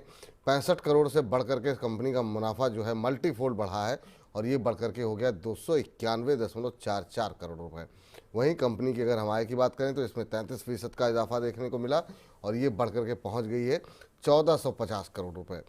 तो शानदार नतीजे रहे। पिछले साल के मुकाबले कंपनी के एबिटा में भी 2 गुना से ज़्यादा की बढ़ोतरी देखने को मिली है। शिपिंग कॉरपोरेशन ऑफ इंडिया के कंपनी ने 50 पैसे पर शेयर का डिविडेंड का भी ऐलान किया है। और शानदार नतीजों के बाद जो है हम देख रहे हैं शेयर में काफ़ी शानदार रैली, करीब 13% का इजाफा देखने को मिल रहा था जब हमने खबर बनाई थी, और अब ये 10% की मजबूती है, 234 का लेवल देखने को मिल रहा है। तो शानदार move shipping corporation of India में। सर क्या संभावनाएं दिखाई दे रही हैं जो लोग हाई लेवल पे फंसे हुए हैं? तो देखिए अगर टैंकर सेगमेंट को छोड़ दीजिए तो आप बल्क कैरियर देखिए, लाइनर देखिए, सभी में बेहतरीन ग्रोथ देखने को मिली है। और मुझे लगता है बिल्कुल यहाँ पर लंबी अवधि में देखिए बिल्कुल मुझे बहुत पॉजिटिव हूँ शिपिंग कॉर्पोरेशन ऑफ इंडिया को लेकर के। मुझे लगता है it can be very big multibagger. तो जिस तरह से मडगांव कोची है उस तरह से शिपिंग कॉर्पोरेशन को भी बिल्कुल ध्यान में रखना चाहिए। बड़ा मूव देखिए मुझे लगता है तभी आएगा जब अभी मुझे शॉर्ट टर्म के हिसाब से देखें, जब ये स्टॉक कहीं आपको 256 257 के ऊपर सेटल होता हुआ दिखाई देगा, तब आपको एक ब्रेकआउट की संभावना दिखेगी। ब्रेकआउट हो जाएगा इन दैट केस, और ये ब्रेकआउट आपको 330 350 इस जोन में ले जाएगा स्टॉक को। तो बिल्कुल एक बेस बहुत अच्छा स्टॉक के अंदर बन गया है, 200 रुपए का बिल्कुल होल्ड करना चाहिए। होल्ड करना चाहिए शिपिंग कॉर्पोरेशन ऑफ इंडिया को। अगली कंपनी लेकर के आते हैं, और पावर क्षेत्र से जुड़ी कंपनियां जिस पर कि लगातार हमारा फोकस रहता है, पीएफसी को जरा बातचीत कर लेते हैं। पीएफसी पर दूसरी तिमाही के जो नतीजे कंपनी ने शानदार दिए हैं, उसके बाद से तमाम ब्रोकरेज फर्म्स ने जो है कंपनी की रेटिंग और लक्ष्य दोनों में ही शानदार बढ़त दिखाई है। सीएलएसए ने आउट परफॉर्म की रेटिंग दी है और इसके साथ कंपनी के ऊपर लक्ष्य बढ़ा करके 610 रुपये पर शेयर कर दिया है। वहीं बर्नस्टाइन ने भी आउट परफॉर्म रेटिंग दी है और इसके साथ लक्ष्य जो है कर दिया है कितना, 620 रुपये। चलिए अगली ब्रोकरेज फर्म लेकर के आइए। यूबीएस ने बाय रेटिंग कर दी है और इसके साथ शेयर पर लक्ष्य बढ़ा करके 670 रुपये कर दिए हैं। बहुत सारे रीज़न बताए गए हैं बिट्टा को लेकर के और तमाम चीज़ों को लेकर के, उसका मेंशन हमने ग्राफिक्स में नहीं किया कि काफ़ी ज़्यादा पॉइंटर्स हो जाते हैं, लेकिन शानदार मूव रहा है। शेयर ने पिछले 6 महीने में 16%, एक साल में करीब 57% का रिटर्न दिया है और आज करीब 7% ऊपर जो है वो शेयर ट्रेड करता हुआ दिखाई दे रहा है। सर पीएफसी पे आपकी राय जानना चाहेंगे, अभी क्या करना चाहिए? आज काफ़ी शानदार मूव देखने को मिल रहा है पीएफसी के अंदर। जिनके पास है या फिर जो लोग फ्रेश एंट्री करना चाह रहे हैं, खासतौर से इन ब्रोकरेज फर्म्स की राय को देख करके। जी देखिए, तो पहले से ही कंपनी बताती आ रही है, पिछले अगर आप पहले क्वार्टर से देखें उससे पहले से, कि जो कंपनी का रिन्यूएबल एनर्जी का पोर्टफोलियो है वहां पर देखिए जबरदस्त इंक्रीमेंट देखने को मिलेगा। आप 12 से 15% का ग्रोथ टारगेट है कंपनी का सालाना। तो यहाँ पर देखिए मुझे लगता है आने वाले समय में फंड के पास फंड्स भी बढ़ते हुए दिखाई देंगे और इनके मार्जिन्स भी अगर आप देखेंगे तो जो बेसिकली लोन बुक है वहां पर जबरदस्त एक्सपेंशन देखने को मिलेगा। तो करीब 50% जो इंस्टॉल कैपेसिटी है अगर आप देखेंगे तो कंट्री के अंदर, और 25% रिन्यूएबल कैपेसिटी है वो पावर फाइनेंस के द्वारा फाइनेंस्ड है। तो देखिए अगर आप हाइड्रो पावर देखें, थर्मल पावर देखें, यहाँ पर बड़ा इनका रोल है। मुझे लगता है 7.5 के 8 के पी पे क्या लेंगे सर, अगर आरईसी पीएफसी किसी के पास नहीं है तो बिल्कुल क्राइम है, उसके पोर्टफोलियो में बिल्कुल होना ही चाहिए। तो इस तरह के शेयर्स को आप बिल्कुल अवॉइड ना करें, बिल्कुल अपने पोर्टफोलियो में रखें। 100 रुपए के लेवल से डिस्कस करते हुए मैं आ रहा हूँ स्टॉक को। मुझे भी उम्मीद नहीं थी कि आज जो है 480 600 रुपए तक के भाव देखने को मिलेंगे, लेकिन अभी भी इसके अंदर स्ट्रेंथ है। मुझे लगता है अगर छोटे अवधि में भी देखें तो 435 का बेस बना हुआ है। ये स्टॉक बहुत आराम से जैसे ही थोड़ा पता सस्टेन करेगा 600 रुपये आपको दिखाई देगा। आरईसी के भी लेवल अगर हो सके तो बता दीजिए सर। आरईसी और पावर ग्रिड में भी आज पॉजिटिव टेरिटरी में कामकाज करते हुए दिखाई दे रहे हैं और इसकी तेजी। बिल्कुल, तो आरईसी बिल्कुल देखिए, तो आरईसी को भी आप देखिए तो कॉन्वेश वैसी स्थिति यहाँ पर भी है। आप देखेंगे तो बहुत अच्छा बेस 480 490 के बाद बहुत अच्छा बेस बना हुआ है। 555 जैसे ही निकालेगा ये तो बिल्कुल दिखेगा यहाँ पर एक बड़ा जो है आपको ट्रैक्शन देखने को मिलेगा आरईसी के अंदर भी। तो आरईसी में 555 निकल जाने दीजिए, पीएफसी अभी आप ले लीजिए। तो 555 निकलने पर 690 का टारगेट यहाँ भी आपको खुलता हुआ दिखाई देगा। और पावर ग्रिड देखिए, कुछ भी इलेक्ट्रिसिटी बनेगी देश के अंदर तो वो जाएगी, उसका ग्रिड जो है वो उसको जो बेसिकली ट्रांसमिशन होगा वो पावर ग्रिड के थ्रू ही होने वाला है सर।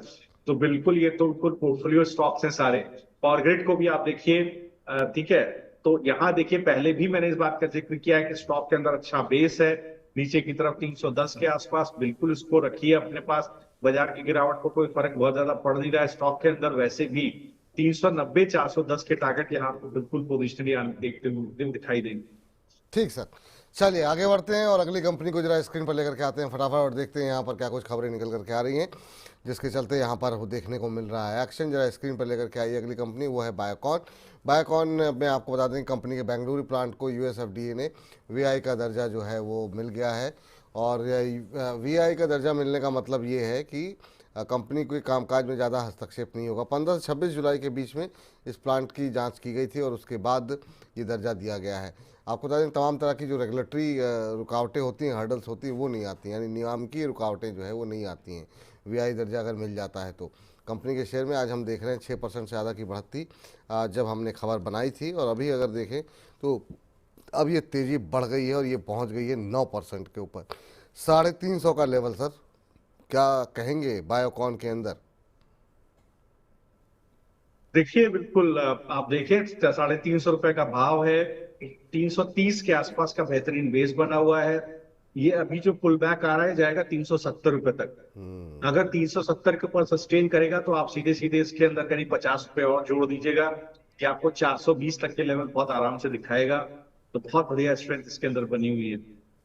ठीक सर, तो ये रहा है बायोकॉन पे निकल करके आती हुई। जरा एशियन पेंट्स के नतीजे ले आइए, और ये एक्सीडेंट ऑफ द डे है जहां पर हम देख रहे हैं कि बुरी तरीके से पिटाई हुई है। रेवेन्यू जो है 5.25% घटा है और ये घट करके 8,028 करोड़ रुपए रहा। 8,479 करोड़ रुपए पिछले साल ये आए थी।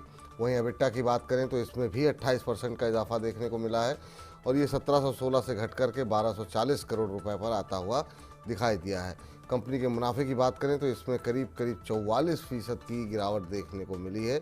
1232 करोड़ से घट करके 694 में पहुंच गया।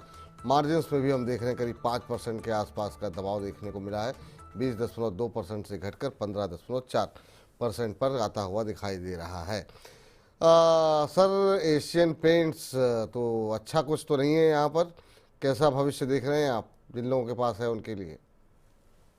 देखिए यहाँ पर मैं एक चीज अपने दर्शकों को बताना चाहता हूँ विपुल जी। 2 शेयर डिस्कस करूंगा। एशियन पेंट, ठीक है, सबसे पहला आप देख लीजिए यहाँ पर, देखिए क्या हाल है इसके। तो बिल्कुल आप दूसरा टाइटन, तो देखिए आप देखिए ये जो फिलॉसफी है by right sit tight, it is a misnomer. उसका कोई अर्थ नहीं है सर। यहाँ क्या है, अगर मार्केट सिचुएशन चेंज हो गई, अगर आपका कॉम्पिटिटिव एडवांटेज गया, मार्केट शेयर गया, तो यही होगा जो एशियन पेंट के साथ हो रहा है, वही होगा जो टाइटन के साथ हो रहा है। देखिए वहां पर क्या हो रहा है टाइटन में, अगर आप देखेंगे तो जब से लैब ग्रोन डायमंड्स का मार्केट खुला है तब से उसके मार्जिन जबरदस्त ढंग से प्रभावित होते हुए दिख रहे हैं। और सिमिलरली आने वाले समय पे ग्रोथ में भी प्रॉब्लम होगी इस पर्टिकुलर सेगमेंट में, ठीक है। अगर आप एशियन पेंट को भी देखें तो जिस तरह से जेएसडब्ल्यू है, बिरला है, सभी इस बाजार के अंदर आ गए, सभी के पास कैपेसिटी है, तो देखिए यहाँ पर भी जबरदस्त दबाव देखने को मिल रहा है। तो मैं दर्शकों को इससे समझाना क्या चाहता हूँ, ये कोई ईगो का सवाल नहीं है, बहुत सिंपल सा सवाल है। ये समझना पड़ेगा कि उसी भी स्टॉक को आप होल्ड कर रहे हैं तो होल्ड करके ताले में बंद करके छोड़ देना is not the right way. आपको रेगुलरली देखना पड़ेगा कंपनी के अंदर चल क्या रहा है और उसका किस तरह का प्राइस एक्शन है, क्या चल रहा है, ये बहुत इंपॉर्टेंट है। तो देखिए जो ये एशियन पेंट उसका जीता जागता उदाहरण है। ये अपने बेस के आसपास आया है, मार्च 2022 का जो लो था उसके आसपास आकर के ट्रेड कर रहा है।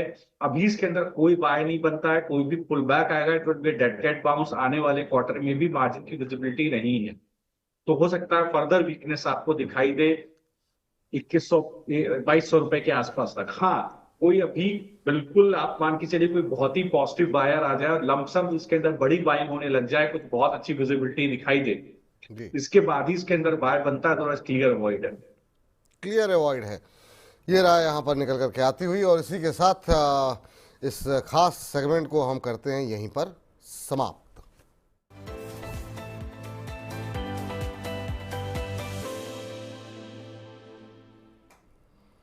चलिए, बजिंग स्टॉक्स पे बातचीत हो गई और अब वक्त हो गया है ये जानने का कि सेकेंडरी मार्केट तो ठीक है लेकिन प्राइमरी मार्केट में क्या हलचल देखने को मिल रही है। नजर डालते हैं वाह क्या आईपीओ है पर। वाह क्या आईपीओ है।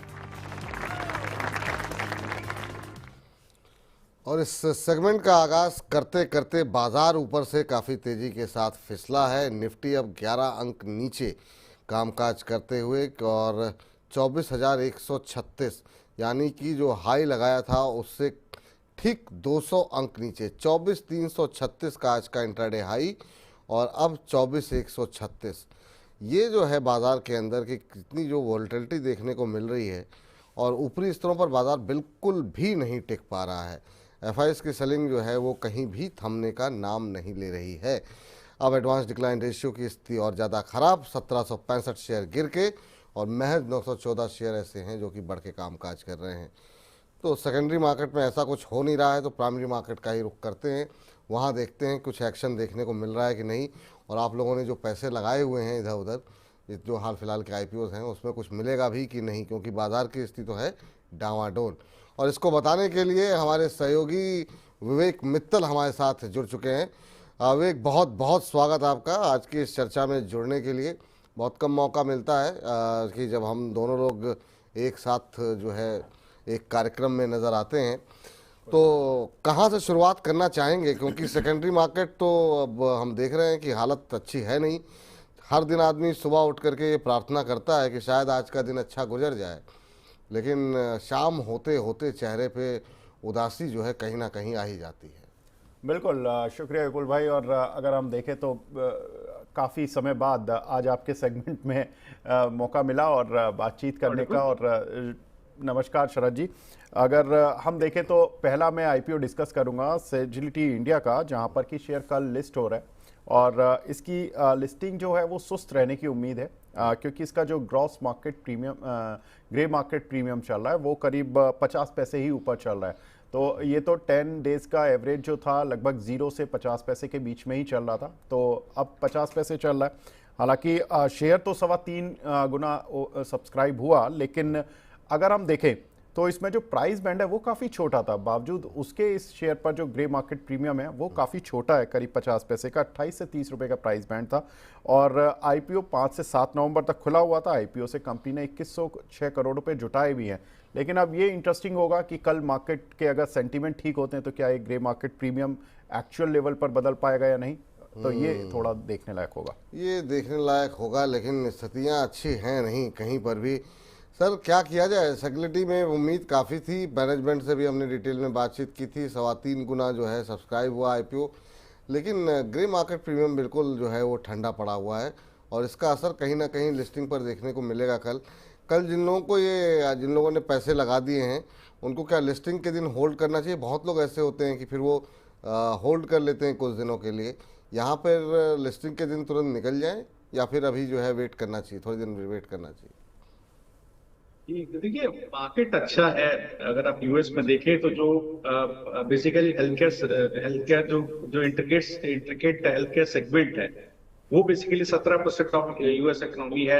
अगर आप नॉमिनल GDP बेसिस पर देखें, यहाँ पर अच्छी ग्रोथ भी आने वाले सालों में प्रोजेक्टेड है। लेकिन मैंने सेजिलिटी के बारे में एक चीज डिस्कशन की थी, जो धंधा लोग को समझ में नहीं आता वो पैसा डालते नहीं है सर।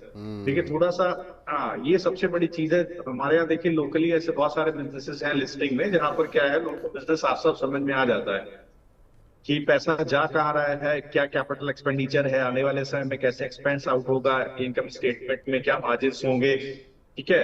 तो ये सारी चीजें समझ में आती है। यहाँ थोड़ा सा आप देखेंगे कि ऐसा थोड़ा सा सिचुएशन थोड़ी समझ के बाहर है। ये भी एक बहुत बड़ा रीजन हो सकता है कि नहीं लगता था, मुझे लगता था उसको अवॉइड करना चाहिए।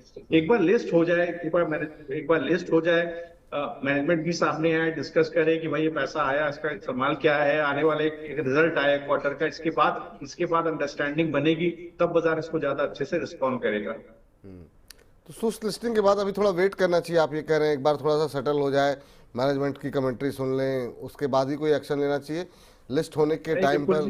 जी नहीं विपुल जी, मैंने तो बोला सब्सक्राइब ही मत कीजिए। उसका रीजन है बाजार ऐसा नहीं है मैनेजमेंट की कमेंट्री का वेट करेगा। नहीं, मेरा सवाल ये है कि अब तो चूंकि लिस्ट होना है तो अब तो जिन्होंने सब्सक्राइब करना था वो कर लिए। अब तो कल का जी तो देखिए लिस्टिंग वाले दिन का बहुत क्लियर मैं आपको व्यू देता हूं, पहले भी बोल चुका हूं सभी दर्शकों को। अगर लिस्टिंग ग्रीन में दिखे और ग्रीन लिस्टिंग आपको दिखे और डे हाई के आसपास जाके क्लोजर मिले, 3:15 बजे देखिएगा, तभी अगले दिन के लिए होल्ड करिएगा। अगर आपको ओपन प्राइस के नीचे जाकर के रेड कैंडल में क्लोज होता दिखे, बिल्कुल 3:15 पे पोजीशन काट के बाहर आ जाएगा। जी, तो फिलहाल के लिए ये सलाह है कि अगर हरा निशान दिखता है तो एक बार आप थोड़ी देर के लिए वेट करके कोशिश ये कर सकते हैं उसे चेस करने की, जैसे ट्रेलिंग स्टॉप लॉस लगाते हैं उस तरीके से कि आपको नुकसान ना हो। लेकिन हाँ, अगर जो है गिरावट का लाल निशान देखने को मिल रहा है, फिर ऐसा नहीं कि उसको आगे बढ़ाइए, वरना अगले दिन और उसके अगले दिन और उसके अगले दिन फिर लोग फंसते ही जाते हैं। बहुत सारे शेयर ऐसे हैं जिनमें कि लोगों को ये नुकसान उठाना पड़ा है। चलिए आगे बढ़ते हैं और अगली कंपनी की और जिक्र कर लेते हैं जो आईपीओ अभी फ़िलहाल खुला हुआ है और आज है इसका आखिरी दिन। नीवा बीपा बुपा जो है हेल्थ इंश्योरेंस, इसकी भी मैनेजमेंट हमारे साथ जुड़ी थी और उन्होंने कंपनी के कामकाज में बहुत डिटेल में बातचीत हमको बताई। अगर आप भी इंटरेस्टेड हैं इस बातचीत को सुनने के लिए तो शुक्रवार का हमारा वाह क्या आईपीओ है सेगमेंट जो है प्लेलिस्ट में जाकर के देख सकते हैं और मैनेजमेंट का रुख क्या है भविष्य को लेकर के वो जान सकते हैं। लेकिन क्या कुछ स्थिति यहाँ पर देखने को मिल रही है? छोटा टिकट साइज है, क्या यहाँ पर उत्साह देखने को मिल रहा है? नहीं, इसमें भी उत्साह थोड़ा ठंडा हो गया है। 4 रुपये पर शेयर का ही अब ग्रे मार्केट प्रीमियम है। आज अंतिम दिन है जैसा आपने बताया और प्राइस बैंड 70 से 74 रुपये। एक समय था जब इस तरह के आईपीओज में इस प्राइस बैंड पर मारामारी रहती थी ग्रे मार्केट प्रीमियम में भी, लेकिन अभी नहीं दिख रहा है। आईपीओ 2200 करोड़ रुपए जुटाने की योजना है। अब देखना होगा कंपनी कितना सक्सेसफुल होती है। फ्रेश इशू से कंपनी को करीब 800 करोड़ रुपए मिलने वाले। ओएफएस में करीब 1400 करोड़ रुपए का ये ओएफएस है। आज 12:15 बजे तक का जो अपडेटेड था उसमें तो आईपीओ ऑलरेडी करीब 1.5 गुना बढ़ चुका है। तो आईपीओ को रिस्पॉन्स ठीक मिला है, लेकिन ग्रे मार्केट प्रीमियम उतना एक्साइटिंग नहीं है। केवल 4 रुपए का करीब ग्रे मार्केट प्रीमियम चल रहा है। तो ये स्थिति यहाँ पर भी देखने को मिल रही है। ठंडा रिस्पांस थोड़ा सा देखने को मिल रहा है नीवा यूपा में भी। आज आखिरी दिन है सर, ज़्यादा समय बचा नहीं है, लेकिन क्या ये ऐसा क्षेत्र है क्या जहाँ पर कि आपको लगता है कि थोड़ा सा रिस्क लेना चाहिए? क्योंकि इंश्योरेंस ऐसा क्षेत्र है जिसको लेकर के सरकार की तरफ से भी काफ़ी अवेयरनेस जो है वो फैलाने की कोशिश हो रही है। रिटेल हिस्सा हालांकि यहाँ पे काफ़ी पार्टिसिपेशन देखने को मिल रहा है। 2.5 गुना के आसपास सब्सक्राइब हो चुका है, जबकि अभी समय है। आपकी टिप्पणी क्या होगी इस पर? जी, तो देखिए अगर हेल्थ इंश्योरेंस सेगमेंट पे देखेंगे तो करीब 13% 14% के आसपास का मार्केट शेयर है। अगर आपको ग्रॉस वेटेड प्रीमियम देखें तो 41% के रेट से ग्रो किया है पिछले 2-1 साल। रिटेल हेल्थ का भी अगर आप ग्रोथ देखेंगे ग्रॉस वेटेड प्रीमियम में, यहाँ करीब 33% की ग्रोथ है। तो ये अच्छा है, नंबर ठीक है। मुझे लगता है बिल्कुल यहाँ पर एक देखा जा सकता है, तब भी ये बिजनेस अंडरस्टैंडेबल है, एक बार यहाँ पर समझा जा सकता है। और मुझे लगता है बिल्कुल फाइनेंशियल परफॉर्मेंस के फ्रंट पर भी देखें तो ठीक ठाक परफॉर्मेंस है। यहाँ पर बिल्कुल एक बार लिस्टिंग के लिए जाया जा सकता है। बहुत एकदम स्टेलर लिस्टिंग होगी ऐसा एंटिसिपेट करना थोड़ा सा मुश्किल होगा, लेकिन मुझे लगता है कि अगर कोई जा रहा है यहाँ पर अप्लाई कर रहा है तो लिस्टिंग गेन के लिए नहीं करे, फिर उसको थोड़ा लंबा समय होल्ड करें, क्योंकि रिजल्ट्स अच्छे हैं।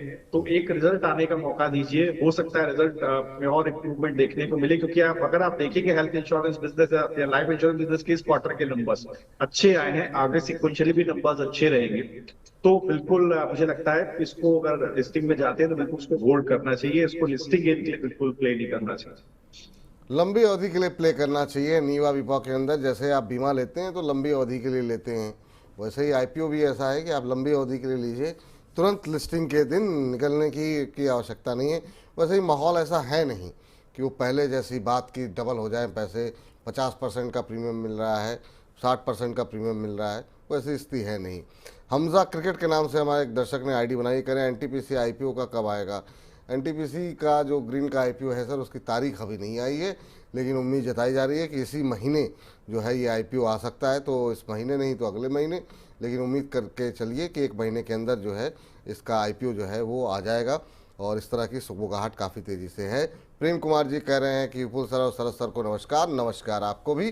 कह रहे हैं सीजल इंडिया के शेयर इन्होंने लिए हुए हैं, CEIGALL सर, और ये आईपीओ के टाइम पर से इन्होंने लिए हुए हैं। 100 शेयर इनके पास अभी पड़े हुए हैं। कह रहे हैं 395 के भाव पर। कह रहे हैं please please please please please राय दिला दें सर। 5 बार करने की आवश्यकता नहीं है, एक ही बार में आपका प्रश्न जो है उत्तर मिल जाएगा। सर बताइए क्या करना चाहिए? अभी जब आईपीओ आया था बहुत लोग फंडामेंटल पे काफ़ी पॉजिटिव थे, लेकिन ये आईपीओ पे गेन लोगों को मिला नहीं और अभी भी लोग होल्ड कर रहे हैं, लॉस में हैं। क्या करें एक बार के लिए?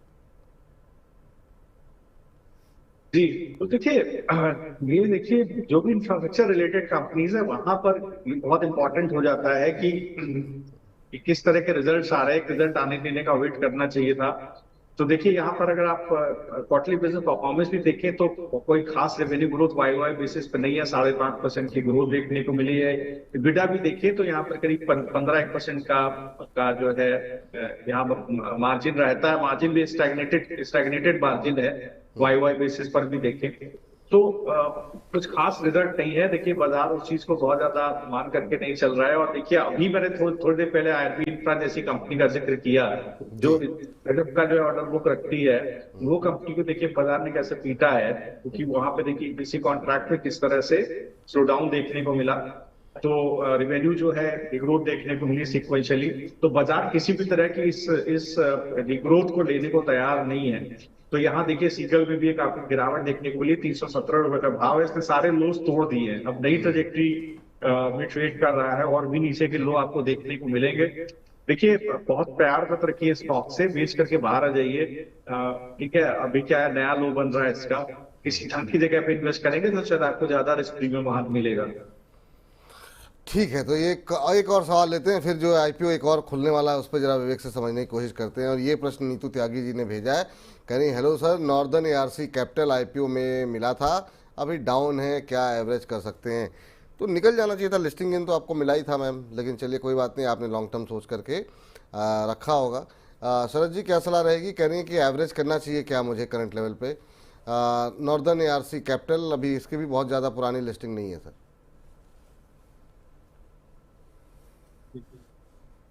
देखिए बिल्कुल ये भी अपने लो के आसपास आकर के ट्रेड करता हुआ दिखाई दे रहा है। मुझे लगता है जब तक कहीं 265 के ऊपर चलना ना शुरू हो करे, बिल्कुल यहाँ पर आपको फर्दर दिक्कत आती हुई दिखाई दे सकती है। तो बिल्कुल आप देखिए ये बिल्कुल अगर जिस तरह का अभी इसके अंदर भाव चल रहा है, बिल्कुल इसके अंदर फर्दर गिरावट आएगी। 264 के ऊपर चलने पर ही कहीं ना कहीं आपको जो है इसके अंदर एक अच्छी जो है ट्रैक्शन मिलेगा। मुझे याद पड़ता है इस आईपीओ को मैंने डिस्कस किया था, मैंने और मेरा मानना ये था, मैं नहीं कहूंगा मैं सही हूँ गलत हूँ, लेकिन देखिए जिस तरह के सेक्टर को ये कंपनी फाइनेंसिंग कर रही है, काफी वहां पर देखिए काफी डिलिक्वेंसीज होती हैं। और जिस तरह का बाजार अभी चल रहा है, भले आप आईटीसी की रिपोर्ट देखें, भले आप एसबीआई क्रेडिट कार्ड को दैट मैटर रिजल्ट भी आप देखें, तो देखिए आप देखिए इंडसइंड बैंक का रिजल्ट आया, किस तरह से माइक्रो फाइनेंस में इश्यूज आते हुए दिखाई दिए। तो बिल्कुल इस तरह के क्रेडिट को पे काम करने वाली कंपनी के ऊपर बिल्कुल भयानक दबाव आपको देखने को मिलेगा। ठीक है, डिस्पाइट ऑफ फैक्ट कि आप देखिए नेट प्रॉफिट करीब 98 करोड़ के आसपास आया, 24% वाई ग्रोथ देखने को मिली है। नेट इंटरेस्ट मार्जिन ठीक है 9% के आसपास है। शायद कुछ चीजें ऐसी है जो मैं नहीं देख पा रहा हूँ, तो बिल्कुल क्योंकि स्टॉक में लगातार गिरावट देखने को मिल रही है। तो एक बेस बना हुआ है देखिए कहीं ना कहीं 227 रुपए के आसपास, वही रिजल्ट के आस-पास से देखिए बेस बना है। तो 225 का बेस मान के चलिए, रिजल्ट ठीक ठाक दिख रहा है। 225 का बेस मान के चलिए, जैसा मैंने बोला जब तक 265 के ऊपर नहीं निकलेगा वीकनेस बनी रहेगी, उसके ऊपर निकलने पर ही एक बार स्ट्रेंथ आएगी। ठीक सर, चलिए अब आपको बता दें कि परसों से एक और आईपीओ खुल रहा है। क्या आईपीओ में पैसे लगाने चाहिए नहीं लगाने चाहिए? क्योंकि अब तक ये तो स्थिति स्पष्ट हो गई होगी, हाल फिलहाल के जितने आईपीओज हैं, अगर इसको छोड़ दें तो या तो आपको पैसे मिल गए होंगे, तो अगर वो पैसे मिल गए तो फिर उन पैसों को कहाँ लगाया जाए, इसके लिए ज़रा विवेक के पास चलते हैं, जरा समझते हैं जिंका लॉजिस्टिक्स क्या फंडामेंटल क्या कुछ कह रहे हैं। विवेक बताइए। अगर हम देखें तो ये आईपीओ परसों से खुल रहा है और 18 नवंबर तक खुला रहेगा, और इसका जो प्राइस बैंड है वो 259 रुपये से 273 रुपये के बीच में रहेगा। अगर हम देखें तो ग्रे मार्केट प्रीमियम अभी हालांकि 24 रुपये प्रति शेयर चल रहा है, लेकिन आईपीओ की अभी शुरुआत हो रही है, तो जनरली हम इस तरह का ट्रेंड देखते हैं। लेकिन आईपीओ खत्म होने तक देखना होगा इंटरेस्टिंग कि क्या आईपीओ में ग्रे मार्केट प्रीमियम ऐसा ही रहता है। कंपनी करीब 1115 करोड़ रुपए जुटा रही है, जिसमें ऑलमोस्ट 50% फ्रेश इक्विटी है और बाकी ओएफएस है। 21 नवंबर को शेयर लिस्ट होगा, और कंपनी में प्रमोटर्स और निवेशक जो उनके बड़े निवेशक हैं वो अपना कुछ स्टेक बेच रहे हैं। कंपनी डिजिटल प्लेटफॉर्म से जुड़ी हुई है और ट्रक को मोबिलिटी और कुछ रिफिलिंग का कारोबार करती है। इनका एक ऐप है ब्लैक बक ऐप, जो काफ़ी फेमस है। और इनका उस सेगमेंट में करीब 27% मार्केट शेयर है। लेकिन प्रॉब्लम यह है कि कंपनी ठीक ठाक काम तो कर रही है, मार्केट शेयर ठीक है, लेकिन प्रॉफिट मेकिंग में उतना ज़्यादा ठीक नहीं है। तो ये थोड़ा सा कंपनी के साथ अभी प्रॉब्लम है। और अभी की जो स्थिति है मार्केट की, उसमें मार्केट जो है वो किसी भी थोड़ी सी कमी को भी नज़रअंदाज नहीं कर रहा है, उस पर पनिश कर रहा है।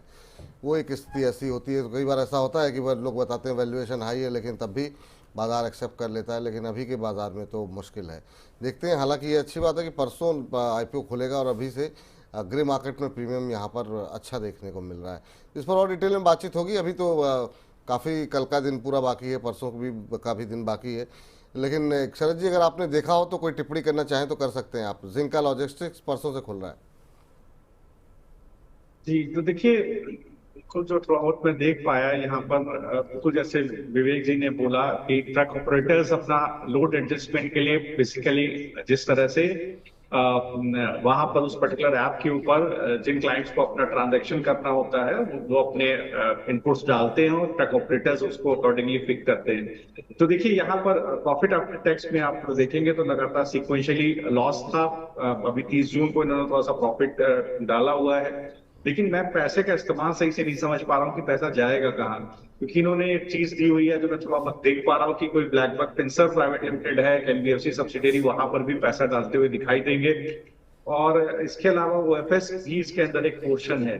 तो देखिए हाँ, तो बिल्कुल देखिए पैसे का सही इस्तेमाल होना बहुत जरूरी है। थोड़ा सा मैं उस बारे में इस बाजार में थोड़ा सा ज्यादा कॉशियस हूँ। देखिए बाजार उस चीज को पसंद नहीं कर रहा है जहां उसको क्लियर कट कैपिटल एक्सपेंडिचर, उस पैसे का सही इस्तेमाल और उससे टॉप लाइन में ग्रोथ, मार्जिन एक्सपेंशन आने वाले क्वार्टर में, आने वाले सालों में नहीं दिख रही है। तो ये थोड़ा सा देखना इंपॉर्टेंट होगा, थोड़ा डीप डाइव करने की जरूरत है, बट मैं अभी इसको अवॉइड कर रहा हूँ। अवॉइड करने की सलाह यहाँ पर फिलहाल के लिए है। बाकी और डिटेल में कल परसों में बातचीत हम लोग करते रहेंगे। लेकिन IPO से जुड़ा हुआ सवाल तो नहीं है, लेकिन ईश्वरन देओल साहब बहुत देर से पूछ रहे हैं, तो इनका प्रश्न ले लेते हैं। कह रहे हैं, नमस्कार Vipul sir, kindly give your view on Inox India के ऊपर सर इनका प्रश्न है। और इन्होंने 500 शेयर ले रखे हैं 1074 रुपये के भाव पर। कह रहे हैं, मैंने सुबह के शो में भी पूछा था लेकिन मेरा सवाल नहीं लिया गया। तो सामने बैठे हुए हैं विवेक जी, इनसे आप शिकायत करिए और क्यों नहीं इनका प्रश्न लिया गया भाई ईश्वरन जी का। तो आपका प्रश्न का उत्तर जो है वो हम जो है दिलवा देते हैं यहाँ पर शरद जी से। शरद जी, आइनॉक्स इंडिया में क्या करें सर, जरा ईश्वरन जी जानना चाह रहे हैं। जी, तो देखिए अगर आप हैं तो मुझे लगता है बिल्कुल होल्ड कीजिए। बेस जो आपका है स्टॉक का, वो समवेयर अराउंड 1110 के आसपास एक अच्छा बेस बना हुआ है। स्ट्रेंथ आपको तभी मिलेगी जब ये कहीं 1250 के ऊपर चलना शुरू करेगा। 1186-87 का भाव है। एक बार 1250 के ऊपर निकले, सस्टेन करे 2-3 दिन, तब आपको एक अच्छा मूव ऊपर की तरफ 1450 की तरफ आता हुआ दिखाई देगा। स्ट्रेंथ है स्टॉक के अंदर, एक डबल बॉटम पैटर्न फॉर्मेशन दिख रहा है करीब माने तो 1050-1070 के जोन। ठीक है, तो उम्मीद करते हैं देओल साहब आपको उत्तर मिल गया होगा, तो नाराजगी आपकी जो भी मन में होगी वो दूर हो गई होगी। तो विवेक, धन्यवाद आपका आज की इस चर्चा में जुड़ने के लिए और IPO बाजार से जुड़े हुए जो भी हलचल इस समय चल रही है। हालांकि हलचल देखने को कम ही मिल रही है इस समय, तो लोग थोड़े से निराश हैं, लेकिन अब क्या कर सकते हैं। बाजार में जब अच्छा दौर था तो वो भी देखा गया, तो अब इस बुरे दौर को भी एक्सेप्ट करना पड़ेगा। बहुत बहुत शुक्रिया आपका, बहुत बहुत धन्यवाद आज की इस चर्चा में जुड़ने के लिए। तो हमारे खास सेगमेंट वाह क्या IPO को यहीं पर करते हैं समाप्त। वाह क्या IPO है।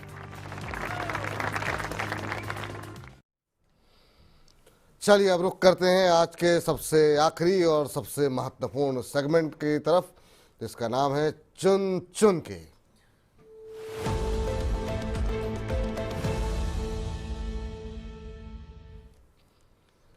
चुन चुन के खास पेशकश हमारी, जिस तरह की वोल्टिलिटी बाजार में देखने को मिल रही है, ऐसे में शेयरों को चुनना बहुत ही मुश्किल, बहुत ही कठिन कार्य है। लेकिन शरद जी तमाम मुश्किल काम करने में माहिर आदमी हैं और इस समय अब बाज़ार जो है 43-44 अंक नीचे आ चुका है। लाल निशान में 24,104 का लेवल देखने को मिल रहा है। ऐसे में सर जो भी लेवल आपने सोच करके लेके आए होंगे उनमें कुछ परिवर्तन हुआ है क्या, और अभी उन्हीं कॉल्स के साथ स्टिक करेंगे, कुछ बदलाव करेंगे, और अभी कौन से नगीने हैं आपके पास जो आप रिकमेंड करना चाहेंगे? तो देखिए विपुल जी, मैं बहुत क्लियर नतीजों पे जाता हूँ और आगे की विजिबिलिटी मैं पिछले इतने सालों में एक ही चीज सीखी है कि जहां आगे के क्वार्टर की विजिबिलिटी ना हो वहां बिल्कुल प्राइस एक्शन छोड़ दीजिए, तो बाद में आएगा। अगर बाजार तो गिरेगा तो आपको खरीदारी का मौका ही देगा। तो देखिए बिल्कुल ढंग से आप अच्छे से लेने की जरूरत है। तो सबसे पहला मुझे लगता है कि आप इक्लक्स की तरफ ध्यान दें। देखिए नतीजे बहुत अच्छे आए थे। अगर आप रेवेन्यू देखें तो बहुत अच्छा सिक्वेंशियली 6% की ग्रोथ देखने को मिली थी। डॉलर टर्म्स में 6.5% की ग्रोथ करीब INR टर्म्स में आपको देखने को मिली थी। प्रॉफिट में भी देखिए, अगर EBITDA में देखिए तो 22% की ग्रोथ आपको INR टर्म्स में देखने को मिली थी। मार्जिन 370 बेसिस पॉइंट बढ़ता हुआ दिखाई दिया था। अगर आप ऑर्डर बुक भी देखें, यहाँ पर भी बहुत अच्छा एक्सपेंशन देखने को मिला है। कंपनी बहुत स्ट्रांग है। तो मुझे लगता है 29 रुपए का EPS है, तो उस हिसाब से भी देखें तो काफी अपसाइड ऊपर की तरफ देखने को मिल सकती है। मुझे लगता है बिल्कुल, तो यहाँ पर बिल्कुल इक्लक्स देखिए काफी नीचे के स्तर पे क्लाइंट्स को रिकमेंडेड है। मुझे लगता है यह एक अच्छा खासा मूव आ गया है। 3000 के आसपास का, 2800 2900 के आसपास का रिकमेंडेशन है। लेकिन मुझे लगता है बिल्कुल यहाँ पर बने रहना चाहिए। 3800 रुपए का टारगेट आपको मिलेगा। तो आपको करना क्या है, एक बेस आपका नीचे की तरफ आप देखेंगे तो कहीं 2970 के आसपास का डिमांड जोन है। चल गया है तब भी यहाँ पर देखिए डिमांड जोन है, कोई गिरावट मिले खरीदी 3880 के टारगेट के लिए। दूसरा देखिए इंडियन होटल, ये एक अलग ही ट्रेजेक्टरी में चलने वाली कंपनी है। मुझे याद पड़ता है 125 130 रुपए से क्लाइंट को रिकमेंडेड है लंबे समय से। यहाँ पर भी देखिए बेहतरीन यहाँ पर आपको देखिए नंबर्स देखने को मिले हैं इंडियन होटल के अंदर। तो बिल्कुल मुझे लगता है इस पर्टिकुलर स्टॉक को भी बिल्कुल होल्ड करना चाहिए। आपको इंडियन होटल को बिल्कुल होल्ड कीजिए। यहाँ पर आप देखेंगे तो भले ही वो पर यूजर अगर आप रेवेन्यू देखेंगे 7200 रुपए के आसपास है, जो कि इंडस्ट्री एवरेज अगर आप देखेंगे तो 6000 रुपए के आसपास है। नई इन्होंने देखिए कैपेसिटी एक्सपैंड करना शुरू किया। अगर आप होटल सेगमेंट में अगर आप देखेंगे तो ताज में करीब एक प्रॉपर्टी नई ऐड होती हुई दिखाई देगी। सिलेक्शंस में 2 प्रॉपर्टी, ठीक है, ट्री ऑफ लाइफ में 3 प्रॉपर्टी, अच्छा खासा करीब 14 प्रॉपर्टी नए एक्सपेंशन यहाँ आपको आते हुए दिखाई देंगे कुछ समय में। तो 232 ऑपरेशनल होटल है, 118 पाइपलाइन में। तो आप देखिए कितना बड़ा कैपेसिटी एक्सपेंशन है। और ऑक्यूपेंसी देखिए 71% रहती है इस पर्टिकुलर कंपनी में, जबकि इंडस्ट्री एवरेज करीब 61% का है। तो बिल्कुल यहाँ से आप बनी रहिए, मार्जिन बहुत अच्छे हैं। तो मुझे वैसे भी लगता है इंडियन होटल के अंदर, मैंने पहले भी जिक्र किया है कि नतीजे अच्छे आएंगे। तो इंडियन होटल है, शैले होटल है, सबके नतीजे बहुत अच्छे आ रहे हैं। आपको बिल्कुल डिस्क पर खरीदारी करें। देखिए 730 का भाव है, 670 पे स्टॉप लॉस लगाइए। कम से कम 815 का टारगेट आपको मिलेगा। थोड़ा लंबा होल्ड कर जाए, साल भर होल्ड कर जाइए, 1000 रुपए के ऊपर का स्टॉक आपको मिल जाएगा। बिल्कुल, तो ये 2 कंपनियां हैं और दोनों कंपनियों पे एक चीज़ कॉमन है कि दोनों के ही नतीजे काफ़ी शानदार रहे हैं और उन शानदार नतीजों के चलते यहाँ पर जो है खरीदारी की सलाह दी जा रही है। इंडियन होटल्स पे खरीदारी की सलाह है 815 रुपये के लक्ष्य के साथ खरीदारी करें। 670 रुपये का एक नीचे आपको स्टॉप लॉस लगाने की सलाह दी जा रही है। इसके अलावा आपको बता दें, अगर आप इसको लंबा होल्ड करते हैं तो 1000 रुपये से ऊपर के टारगेट यहाँ पर देखने को मिल सकते हैं। इक्लक्स सर्विसेज में भी खरीदारी की सलाह है। थोड़ा सा टिकट साइज़ बड़ा है लेकिन इसको खरीद के चलिए। 3880 तक के लेवल देखने को मिल सकते हैं। 3337 ये आपका के आसपास जो है भी चल रहा है। 2970 रुपये का एक स्टॉप लॉस लगाने की सलाह यहाँ पर दी जा रही है। तो ये वो 2 कंपनियाँ हैं जो कि आने वाले समय में आपको अच्छे रिटर्न देती हुई दिख सकती हैं। शरद जी, आज की चर्चा में आप जुड़े, तमाम प्रश्नों के उत्तर दिए, IPO बाजार पे बातचीत की, बहुत बहुत शुक्रिया सर, बहुत बहुत धन्यवाद आज के इस कार्यक्रम का हिस्सा बनने के लिए। तो अब फिलहाल थैंक यू सर। आज के इस कार्यक्रम को यहीं पर करते हैं समाप्त। लेकिन आप लोगों के जिनके प्रश्न नहीं ले पाए हैं, कल हम कोशिश करेंगे 1 से 2 के दौरान उन प्रश्नों के उत्तर दें। आप लोग अपने प्रेम को ऐसे ही बनाए रखिए, लगातार मनी9 के साथ जुड़े रहिए। मुझे फिलहाल के लिए इजाज़त दे दीजिए। कल मिलते हैं दोपहर 1 बजे। आस्था जैन हमारे साथ होंगी आपके प्रश्नों के उत्तर के देने के लिए। तो कल दोपहर 1 बजे मिल करके बनाते हैं रणनीति। मुझे इजाज़त दीजिए, नमस्कार।